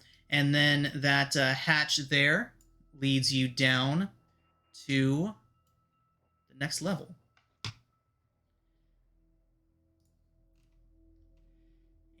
So, what happened to the captain? She stayed behind in the Eos Keldor. She wanted to go down with the ship. Damn. The Eos Keldor was the station that we were prisoners in. There was a mutiny.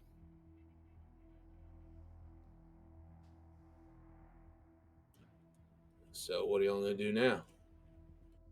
We have important documents we need to get to another part of the galaxy. We found some disturbing information about the Lorendi working on a biological weapon that would exterminate an entire race of... we assumed they were targeting the Volnan, but they could theoretically use it and replicate it to target any race they want to get rid of. Now, do we know they're targeting the Volnan, or do we know if they're targeting anybody? The Captain Sestria said that she assumed it was the Volnan because that is how the project started. But once they have the technology, they can theoretically put in the DNA profile for any race that they disagree with and get rid of whatever race is against them. It would give them pure dominance over the galaxy. See, that's a lot more messed up than I thought it was going to be. Indeed. I mean, getting rid of the Volnan is bad enough, but once you have that capability, what is to stop them from picking another race next time? True. Could be one of our races. Indeed. We must get this to the galactic... what were they called, Sean? Federation. The Federation. It's Federation. It's Silrain Prime that she instructed you to take it to. It is the Council, I believe it's called. Council. That's what it was, yeah. Pretty sure. We must get this to the Council and let them know what the Lorendi were up to. I mean, supposedly it was one rogue lieutenant, but if this technology gets into the wrong hands, the way the Lorendi have been acting, I'm assuming they would roll with it. Agreed, but question. All four of us are former prisons. I don't know what you, sir, were arrested for. How are we gonna get into a council when we've, clearly escaped prison? Point of order: the Lorendi are essentially like the galactic bad guys. That's true. The fact that you were imprisoned by them would have zero impact on your ability to negotiate with the Silrain, with the Sorium Accord races. Gotcha. So the Sorium Accord is kind of like the Republic, quote unquote. The Lorendi would have been like the Empire. And we'll figure it out when we get there. I think the most important order of business is getting there to Silrain Prime. Is that what it was called? Yep. Silrain Prime system right here. Where are we now? Where did we end up? Whoever would like to can go ahead and make an astrophysics check to try and determine your location in the galaxy. Well, it just so happens that my technical knowledge has improved, and therefore I am proficient. I'll take a stab at it too. That I am not much better at a 9. Okay. So, your position is questionable. You are somewhere off of the Uriati Passage. So somewhere off of this big orange line here. and you are in the mid expanse, which puts you somewhere in this general area, like as big as that ping that you all can't see is. Can you all see this ping? Yeah. There we go. So that entire space is essentially where you are right now.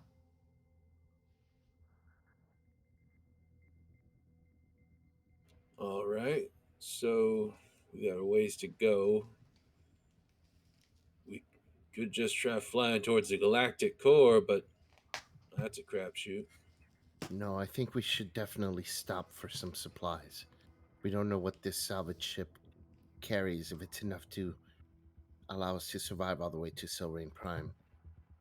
I think we probably should stop in somewhere at some kind of galactic station and resupply, maybe do whatever repairs are needed. Yeah. Onto the Go for- galactic gas station. Yeah. Basically. So, DM, this Huh? might be a stretch. Drifter affords me the Explorer feature, which says I have a general sense of direction and survival.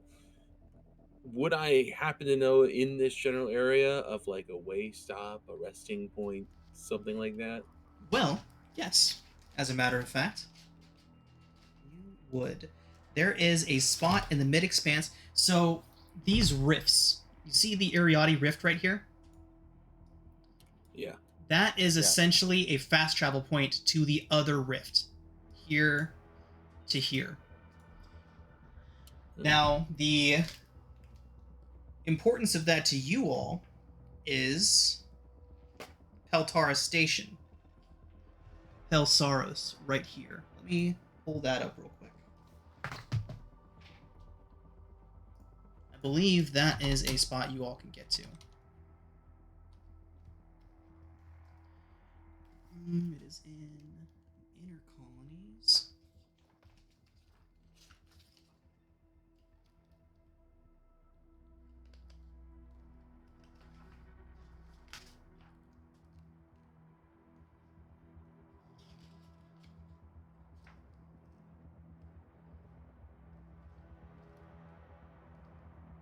Okay. So yeah, that is a popular space station, destination for traders, suppliers, bringing goods in from the core out to the rim sectors. That sounds like our next destination then.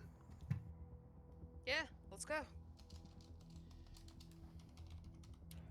Do we So have enough orientation to just head there, or Let me see.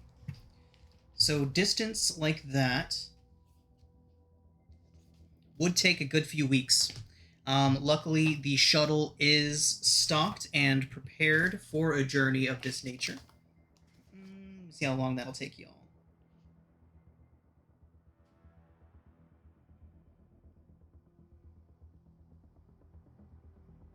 Okay, yeah, it'll take you all about. So the ship does have an FTL drive. It does have a star drive. So you all can travel about 50 light years per hour. To put that into perspective, ships at that speed can move between planets within a star system in a matter of seconds. Traveling between local systems could take between half a day to a few days. And so with your current position being somewhere here in the Iriati Passage, getting to Pelsaros was likely to take you about probably 10 to 15 days. Ooh. Perfect. I don't suspect we'll run into any trouble in between then. Hopefully we don't. Hopefully. Tell us, Clint, how did you end up in this position that you're in? Running the ship for the Captain Sestria. oh, I wasn't running anything. No, the captain. Well, I guess you could say I was kind of a secret. They scooped me up because folk like me are considered special. But I was hiding, for lack of a better word,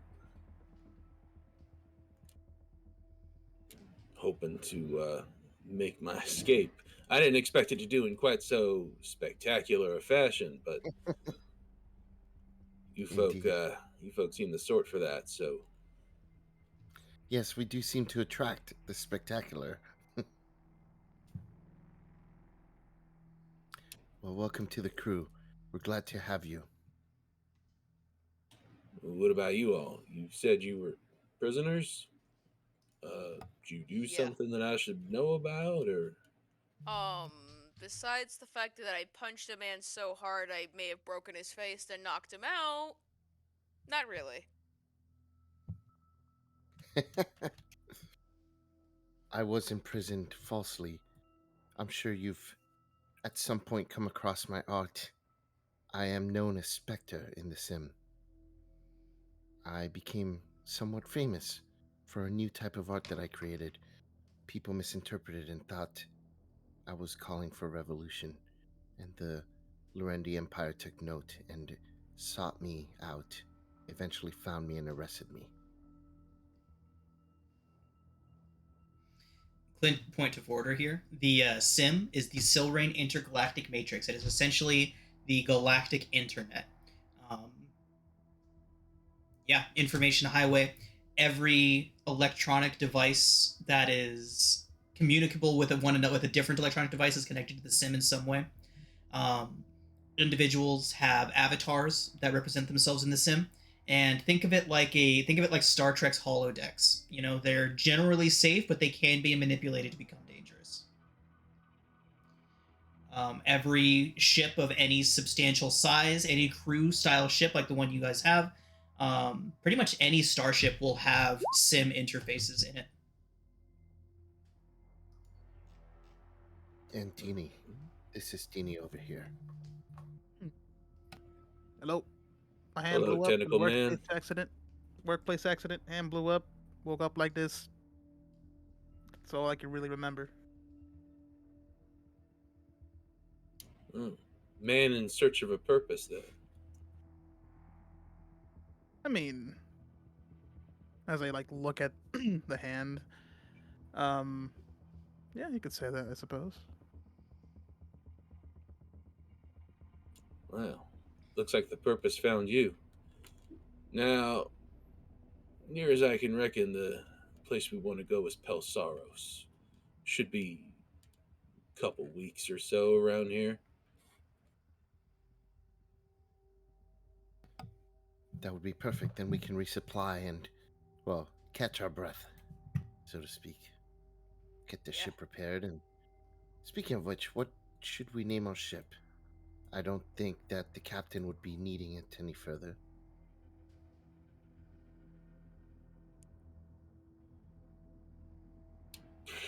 I don't know. Not that sentimental, really. Ship works for me. Just ship. Well, initially I was thinking of the name Dinvesa, since it was the three of our names combined, but now that we have a fourth, the name possibly should change. You don't need to make any concessions on my behalf. Oh, I don't. I've got nothing better, so it's all you.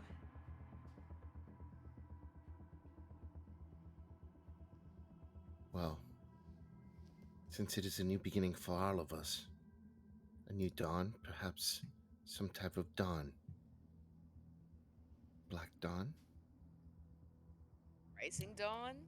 Rising Dawn. I knew a guy named Don once. Don Oh, yeah? Johnson. Don Johnson. Unironically, I kind of like that name. Don Johnson. Quick to the Don I always Johnson. thought he should have given a point for it. Yeah. So the Don Johnson then. Don Johnson. Spelled like that, yes. Oh, I love it. Oh my god. And of course, there's always the the order of our additional crewmate that we've been working on building. An automaton would be very helpful around the ship. Ooh. We can have make time things like since that? it's going to take a while to get to Pelsaros to build it. Well, I'm not much of the building type, so I am definitely not building it. I can put things back together, but making a robot, that's a bit beyond me. Yeah, that's a few levels above my pay grade. We could try, Teeny, you and I, little by little. Yeah, I mean, this is sort of the line of work I worked on before anything. All right. I sort of worked more on the biomechanical, aspect of this, but this will work fine. Yes. After all, when we're out of the ship, we will need something to man it while we're away from the Don Johnson. Are we just gonna be? Is this gonna be just like our Alpha 5 from Power Rangers? Like, Yeah. Yes. I think Yes. so. In fact, I think you just named it. Alpha 5. Yes. We could call it the Johnny Alpha 5, so he'd also be Johnny 5. Johnny 5. No, I like it. Johnny Alpha 5. Is alive. like the most Chad name ever. Yeah. Like we come back from like doing like a thing on a planet, he's just bench pressing. Like what the? What the fuck? Okay, so we're gonna have two separate ships, one for your automaton and one for the starship, because we can't have them name different things. Okay, so Johnny Alpha 5 and Don Johnson, I guess. Done. I do like it.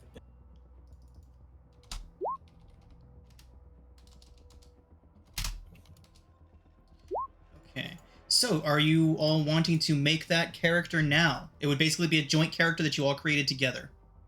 Sure, let's do that. Yeah, let's do it. Let's do it. Okay. I'm creating a new character sheet called Johnny Alpha 5 right now. It is in all journals, editable by all characters. So there it is.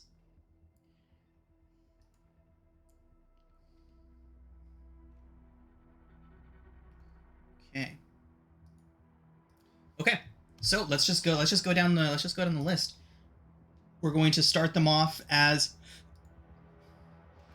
a variant human. So you all can decide what feat you want to give them.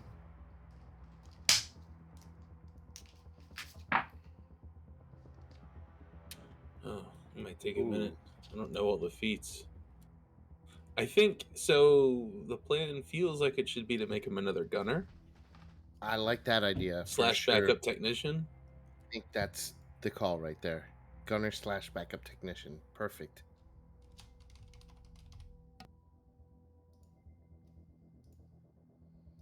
Okay. So we talking like full on bipedal, almost human looking. Yes.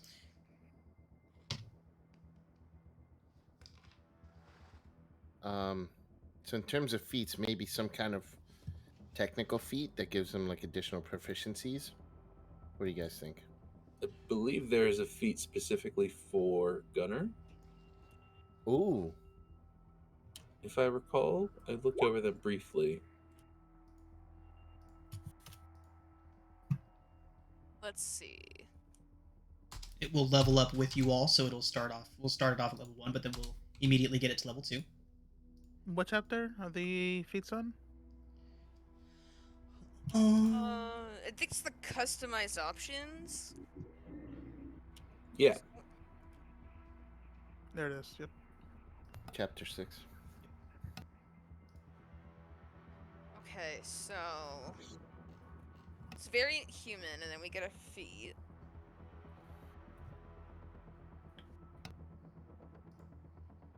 Is it combat pilot?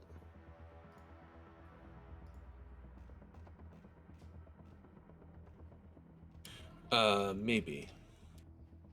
That one gets us increased dexterity by 1. Dexterity or wisdom by 1. It's a pilot. That's definitely a pilot one because of the maneuver defense. Increased by 2. Oh. Your ship is hit with a weapon attack. You can use a reaction. Oh, so that is a pilot one. Yeah, you're right. Gunsmith. No, because that's for firearms. Yeah. Heavy gunner. That's automatic weapons. Oh, there's so many feats.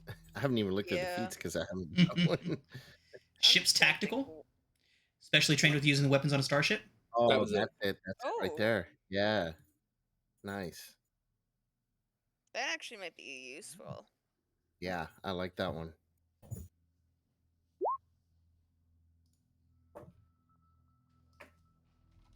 Thor likes that one too, apparently. Oh, nice. Look at that. The maneuver does not incur disadvantage to your weapon attack rolls. That's a good one. Okay, I'm gonna go ahead and drag and drop that on as the feat. Just as a placeholder. If you all change your mind, just let me know. Okay, have we decided a class for our robot friend yet? That's a good question. Is our android also an Esper? That's entirely up to you all. You know what? Let's go ahead and say for now, I have some plans for this. So let's say for now, it is going to have to be a non-forging class. So, we'll say hunter, sentinel, specialist, or warrior, with an option to multi-class into them later. My first initial Specialist would be good. reaction, actually reading Ship's Tactical, was Hunter. Yeah, because Mhm. we need them to have high dex, no? Well, I'm the only strength-based character in the party, I think. So, Right, but does the Could ship be Hunter a- sounds good, but Clint, I agree with Clint. Specialists, because they're so well rounded, could also really come in handy if we, for anything that we need around the ship. We can The do specialist specialist. is so well rounded that they're It'll get expertise and extra skills. Yeah, so it we would could be do good at a almost anything. we could do a wisdom-based specialist, probably.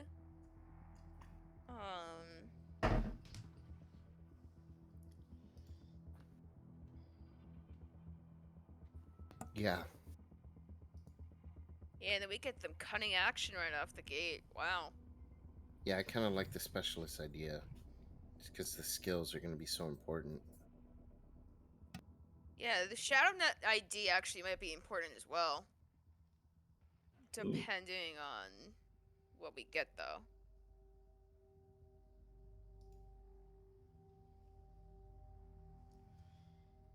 Alright, so specialist. Any, what do you think? I'm just curious, how often is this thing gonna come off the ship with us? Like, As is this thing often as you following want it to. 24/7?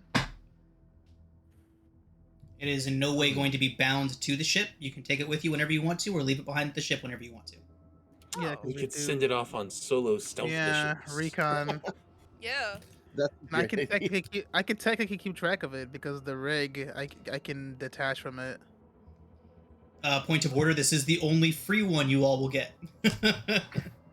So we can't just put it at risk. But I like the idea of it going on stealth missions. That's actually really cool. It's our scout. I love it. So Okay. do we all agree on specialists then? Sounds good to me. Subclass is at level 3 for specialists, so no need to go into any detail there. Skill points. Let's actually, let's get the skill points down, and then we'll go into fleshing out the class. So 27 point bias per usual? Yep. Okay, so we probably want... Okay, so first question before we actually do the point buy. Are we putting the increase into Dex or Wisdom? Wisdom for sure. I mean, For wisdom seems so important for anything ship related. And Unless you then- guys have another Wisdom idea, but I or think- Dex would be the good one for you all, because if you're planning on making it a gunner, Dex is important. But if True. you wanted to fill in as a technician in other situations, then Wisdom. Yeah, what I was thinking, so like if we need him as a pilot, wisdom is dexterity and wisdom for pilot. Captain, wisdom, charisma. Technician, intelligence, wisdom. Don't For worry pilot- about the captain and commander. Completely ignore those two roles. Okay, They will not come into play until level 10 plus. Still, I think wisdom is useful in every single one of the roles, versus Pretty much. dexterity is useful in like one role. The only thing is, I only ask because the variant human is +1 to two different skills. So we probably want to have +2 to one and then +1 for the other. Mhm. So I guess +1 Dex, +2 Wisdom is what I'm thinking. That works for me. So if we're doing point buy, we can have them both at 16 then, because we could put Dex at 15 Yeah. and it'll get +1, and Wisdom at 14 and it'll get +2. So Let's go ahead and do the point buy ones first, and then we'll add the modifiers after. So I have Dex at 15, Wisdom at 14. Yeah. So that would be. I'm looking at. 16 points down. Yeah, 16, and so we're left at 11? 11. Yeah, 11. Yeah. So here's what I got out of the point buy calculator. If we do something like Strength 10, Dex 15, Con 10, Intelligence 14, Wisdom 14, 8 Charisma, that's 27. And that would give it 16 in Dexterity and Wisdom and 14 Intelligence. Perfect. Thing does not need So, charisma. It could have, what is it, astrophysics? Yeah, so Yeah. we have to. Okay, so what are we doing for a background before we do the 4 skills in Specialist? Have it be very much in line with it being an automaton. Okay.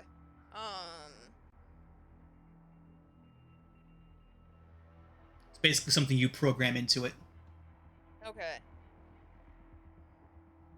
Well, it's going to need proficiency in space vehicles. Yeah. We could technically program it into a pilot. Yeah. If we need to at any point, yeah. Yeah, because it would get astrophysics insight, planetary and space vehicles, a fly suit, and then 150 cubal. Which. It would not get any. It would not get any starting money. Okay, so no cubit at all. Okay, gotcha. No starting money and no starting equipment. Okay, so we'll just get astrophysics insight, and then 2 vehicle proficiencies. I wonder if we could switch the insight for something else. No, maybe it doesn't matter. I do think pilot, though, because none of us have planetary vehicles. Yeah, I don't. We're going to need a chauffeur. Okay, so let's go ahead and take a look at the proficiencies. It will automatically have proficiency in light armor.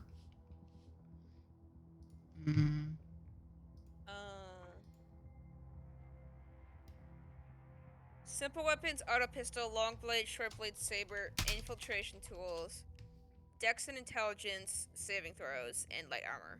Looks like. Okay.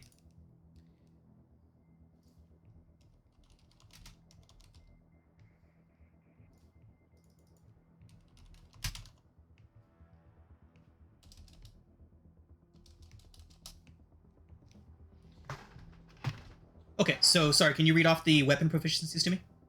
Simple weapons, auto pistol, long blade, short blade, Long blade, short blade. saber. That's it.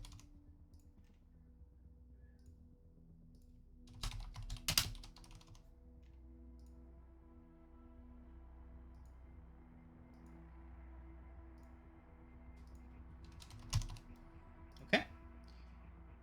We'll come back to what language proficiencies. It'll have common for sure. Probably the ones that we don't have, right? That's a lot of exotic languages, I would feel like. I know Terran, and that's the only other language I know besides common. I can speak Terran and Protean.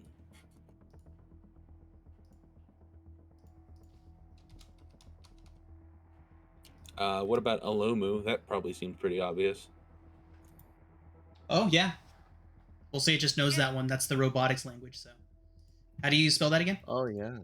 ALOMU, I think it is. That's a really good idea, actually. Oh, Nice. nice. It'll have infiltration tools. That looks cool. Yeah, it only gets proficiency of infiltration tools for specialist.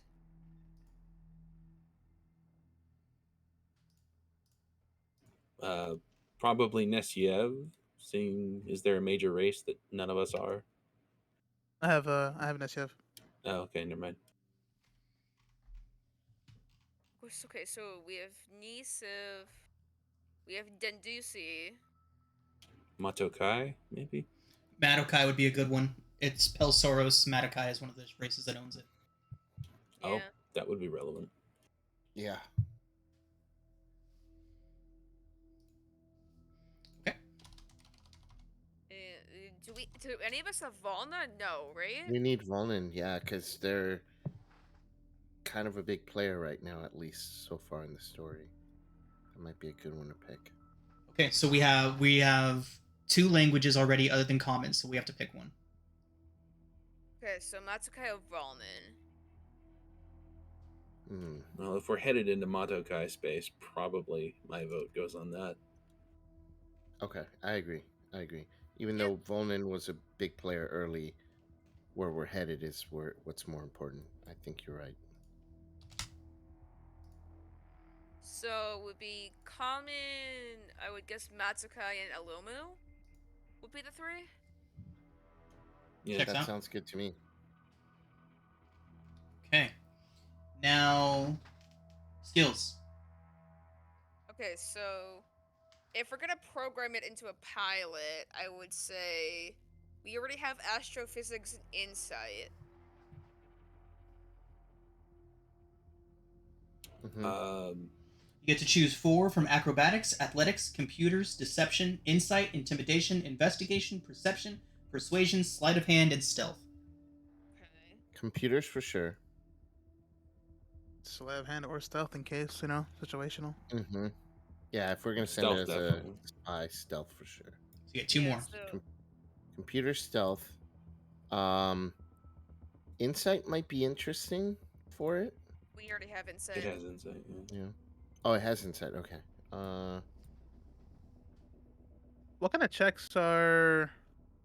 Because he has infiltration tools, which are thieves' tools, technically, right? Yeah. So is that sleight of hand check? Um, I Is that a thought thieves' tool check? at least It would I thought- generally the- be proficiency by itself. yeah, Yeah. just Yeah, proficiency 'cause- bonus. dexterity. The attribute is what changes, not necessarily the. Yeah, sleight of hand is more like a pickpocket thing, and or um. Gotta bring up the class. So you got. I'm thinking, athletics might be interesting if the ship is, hit hard and we're all like falling and whatever. Athletics might help it stay on its toes, so it can help repair. although I think Yeah. it could be acrobatics or athletics check. Is my Well, only thing. True. We might also want it to be athletics if we wanted to carry stuff for us. Well, yeah, because I would have to be Right. the only other person to carry it too. So Good point. yeah. All right, so we have athletics, computers, and stealth. Okay. One more. Perception, always a good thing to have. Always. Yeah. That would give it a +4 to perception. Perfect. Yeah. Let's do All right, perception. athletics, computers, perception, and stealth. Okay, good stuff. Let me get all of its abilities on here.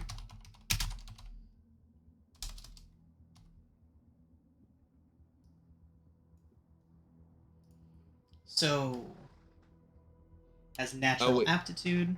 Did we intend to give it +3 to intelligence or wisdom?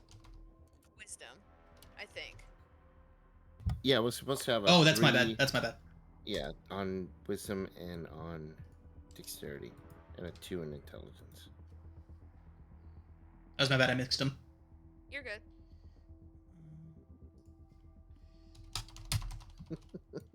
God, I love our ship's name.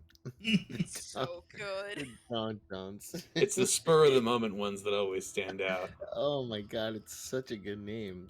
How we came up with it. I'm not even sure. Oh man. Deft strike.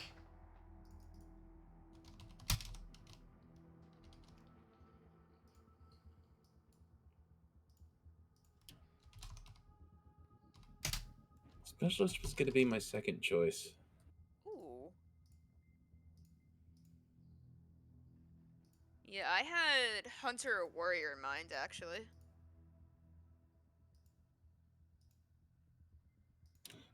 because I wasn't sure if I would be allowed to play Bel Air because they're so rare. So I was gonna Oh, do yeah. a Madokai specialist if I couldn't.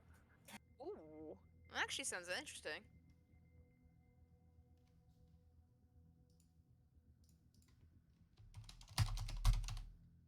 Okay, Deft Strike's up next.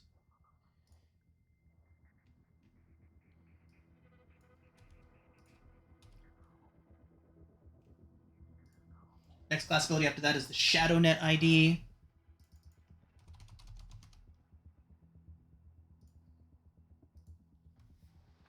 And then we're going to second level as well, so it'll get its cunning action.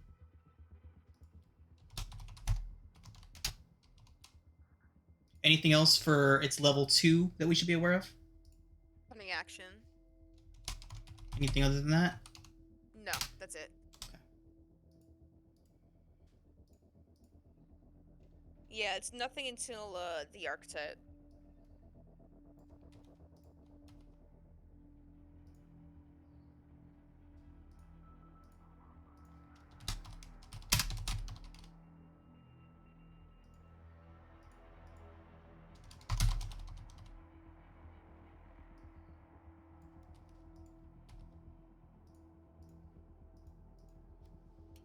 Johnny's gonna need a forge model. Yep. Yep. Whoever wants to take care of that, feel free.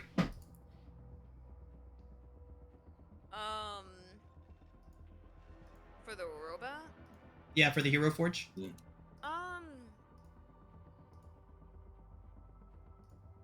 mean, it's up to you guys that can do it, but We could. I mean, anyone who wants to could make a submission, and we could vote on them.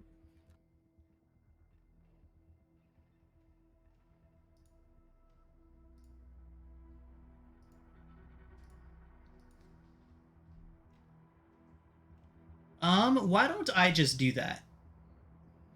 That's fair fine. too. Yeah, let's just do that. I'll take a look at everything that we have here, and I will mock something up for everyone. But I think that is done. We have it. Okay, we need to get it to level 2.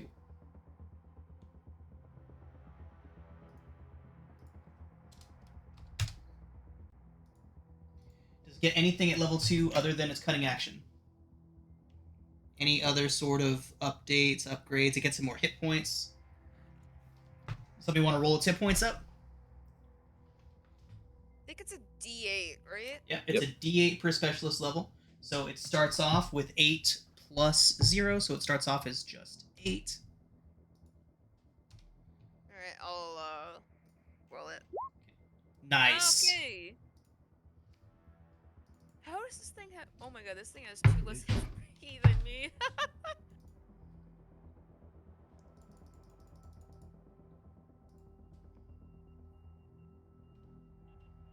Okay. I played a barbarian once that rolled max hit points on like the first 4 levels. Nice. Great. Oh my god. So, like, you got, like, what, plus 3 each time, probably? Yeah, so it was the full 12 plus like 4, I think, was the Constitution score. Oh my god. It was a lot of hit points. So, like... 8, 6 times... That's like 100... Is that 100 hit? No shot, right? What's 16 times 4? Let me check. It's like 64. Yeah. Okay.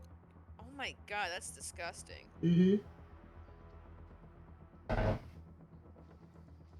All right, everyone. So, after completing the construction of Johnny Alpha 5, it took you about 6 or 7 days. The Dawn Johnson continues its flight towards Pelsaro Station. You find yourselves traveling through lots of different types of what's a word for terrain in space? So much of my language is having to adjust for this game. It's interesting, but lots of different scenery passes by, nebula and so whatnot. But one of the notable things is that you find yourselves passing through an asteroid system, through not necessarily a belt, more like a cluster, floating out in the stars. Going around it seemed somewhat out of the question, as it extended out so far around you all. But yeah, piloting among them, not too difficult.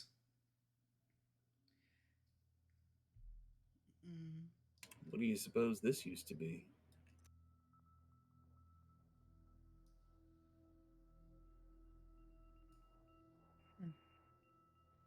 To be Probably honest, nothing. yeah. I don't know enough about this system to really have a guess.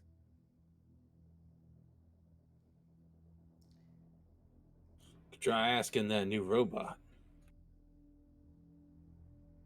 You think, what do we name him again? Johnny? You think he would know?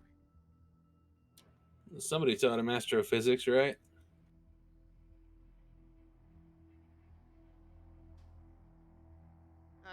Probably if I had to guess, maybe Soren? I don't know.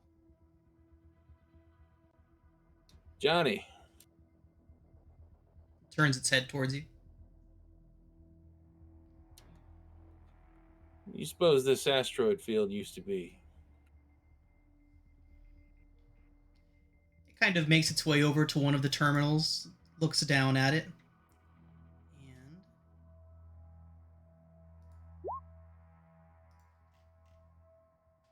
one second, let me get its rolls live real quick. It only talks in memes. Oh. Oh, yep. It's got a little. It's got a little. Yes. It has a little screen instead of a face Oh, that it just no. projects memes onto. Oh no. Such space, much wow. Oh my god.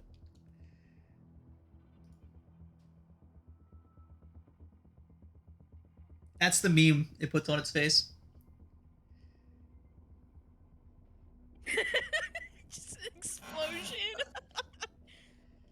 You do realize this is more work for you in post, right?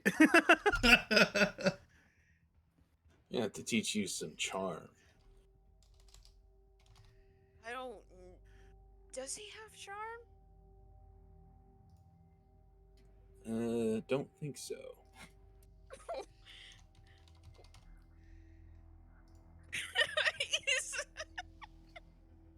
I just can't keep my face straight looking at this.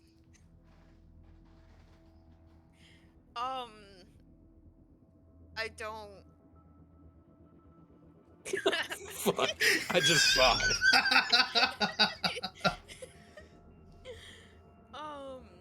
I don't quite understand. Are you saying that this was a mining operation? Maybe it was. Oh, It's tapping into media from long lost ages. I don't exactly. Is he just trying to tap into some human thing?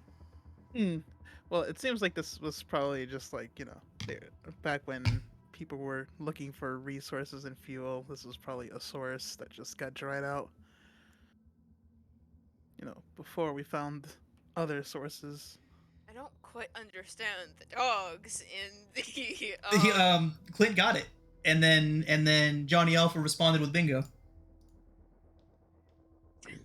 Clint asked if it was a mining explosion. Oh. Huh. I don't know why Danny programmed memes into this robot.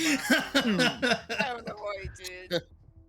It was just a side project. Listen, I didn't think you would actually, It's funny. Some of them look a little familiar. I had a few things on on the side. I just kind of, wait till it gets to other stuff.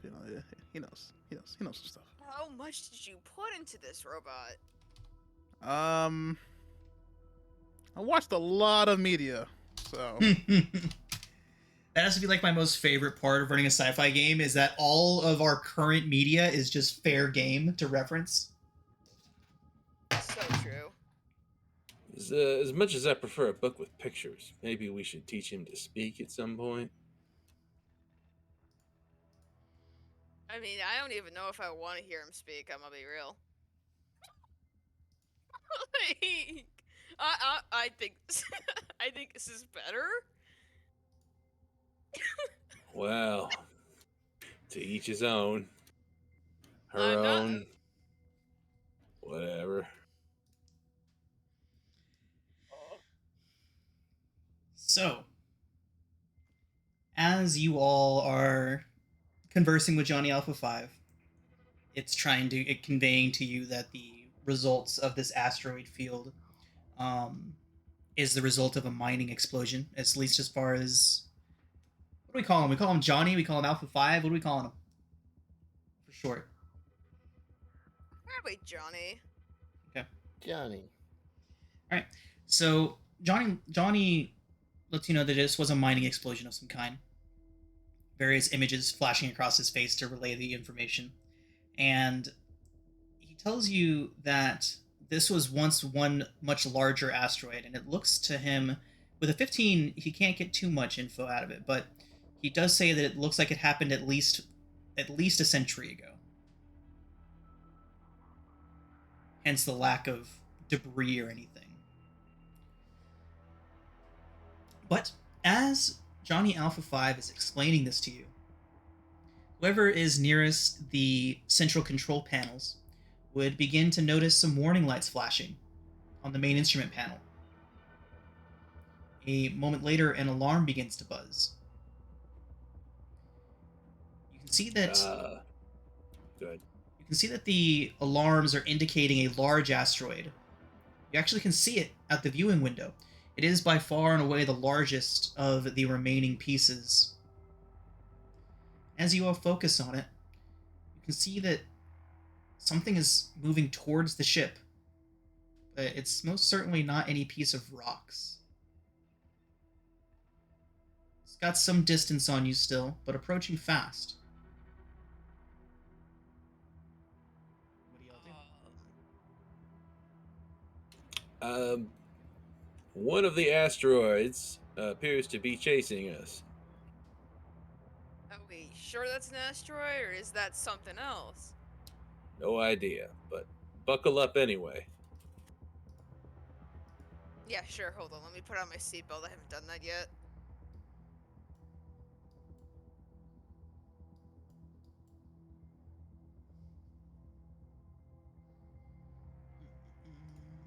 So,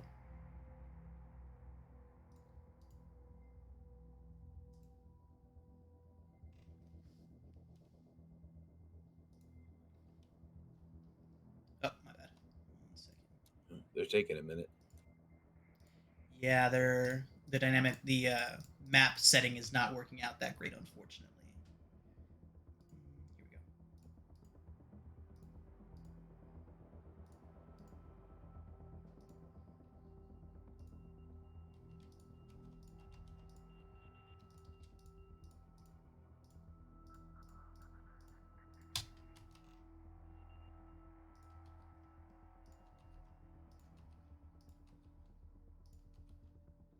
Okay, so what are you all doing as Clint notices this strange formation seeming to move towards you? The main asteroid that is being mentioned is still out of view for you all right now. These are the smaller ones that are surrounding you currently. Oh boy. So we'll just go ahead and move this big guy out of the way here, so you'll have a more of a clear line Oh ahead. wow, you can move the asteroids. That's It's awesome. all right. I cleared a path. Beautiful. My mind powers.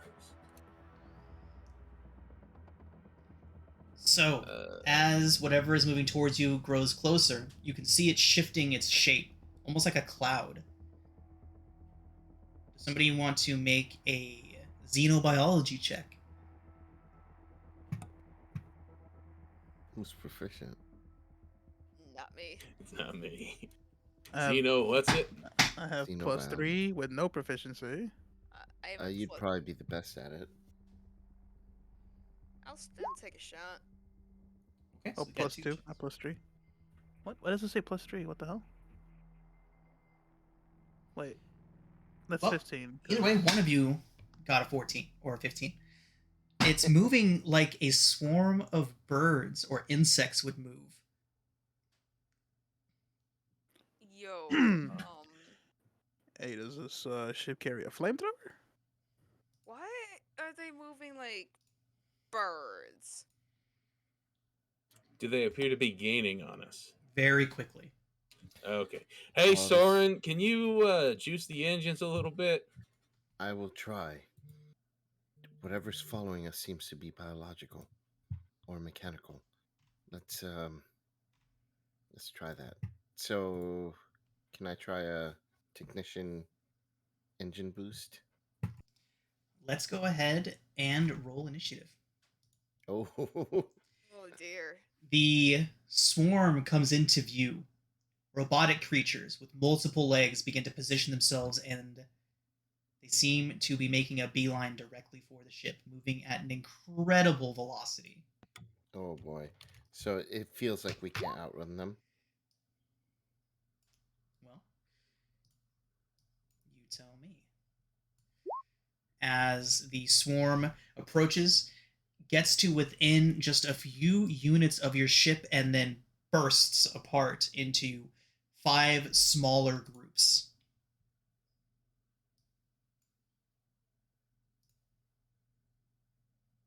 And here we go. So So we stand fight. we do have the potential to go very fast, but it is risky. Yeah. Because I have the full thrust maneuver, which has a chance to hurt the engineer, possibly the ship. And we also have power boost.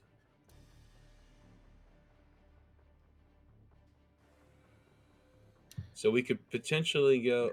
So full thrust doubles our intercept speed, and power boost increases it by half. Would that be half of the base? I imagine. Yes. So that would give us 15 intercept speed.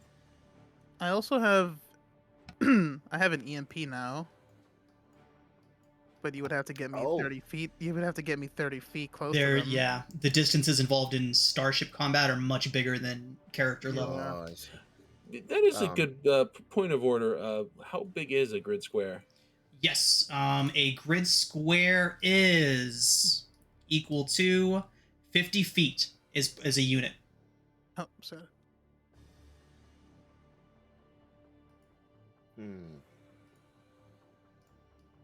So the EMP is a final thing if they're on top of If they're us. if they're like in the ship, on the ship kind Mhm. of thing, yeah. Okay. Okay. Here comes the spiders' initiatives. Each one of these large spiders you're seeing represents a swarm of much smaller creatures.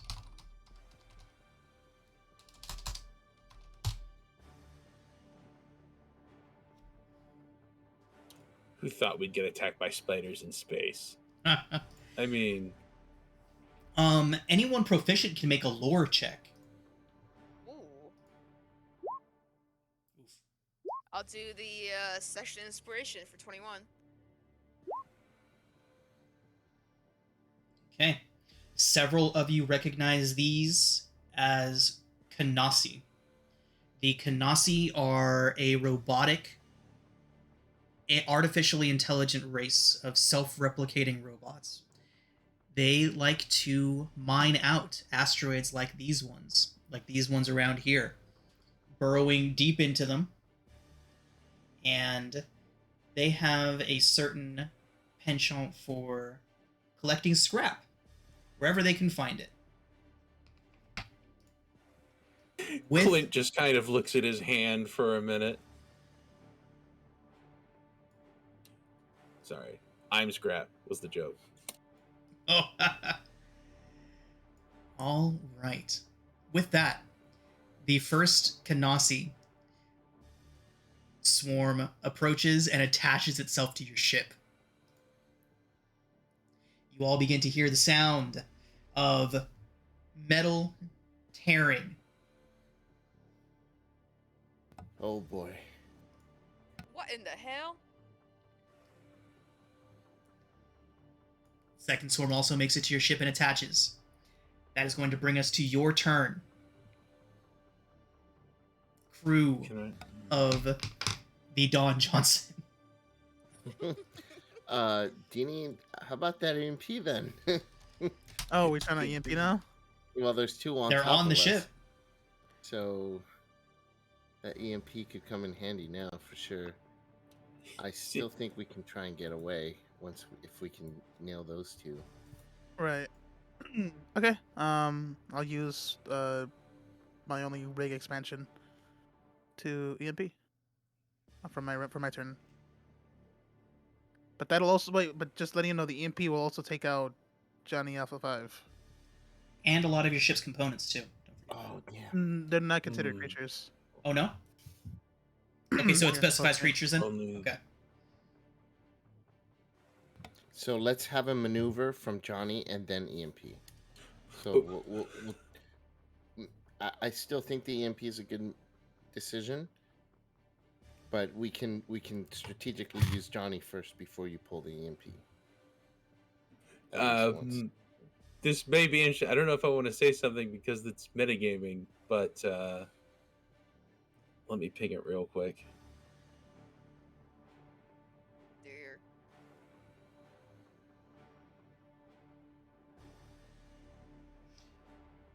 Any unshielded computer panel or electronic device not worn by another creature is rendered inert until the start of your next turn. Oh, so that'll screw everything over too here. That'll eliminate your ship's ability to maneuver or do anything. Oh wow! Okay. Oh boy. Yeah.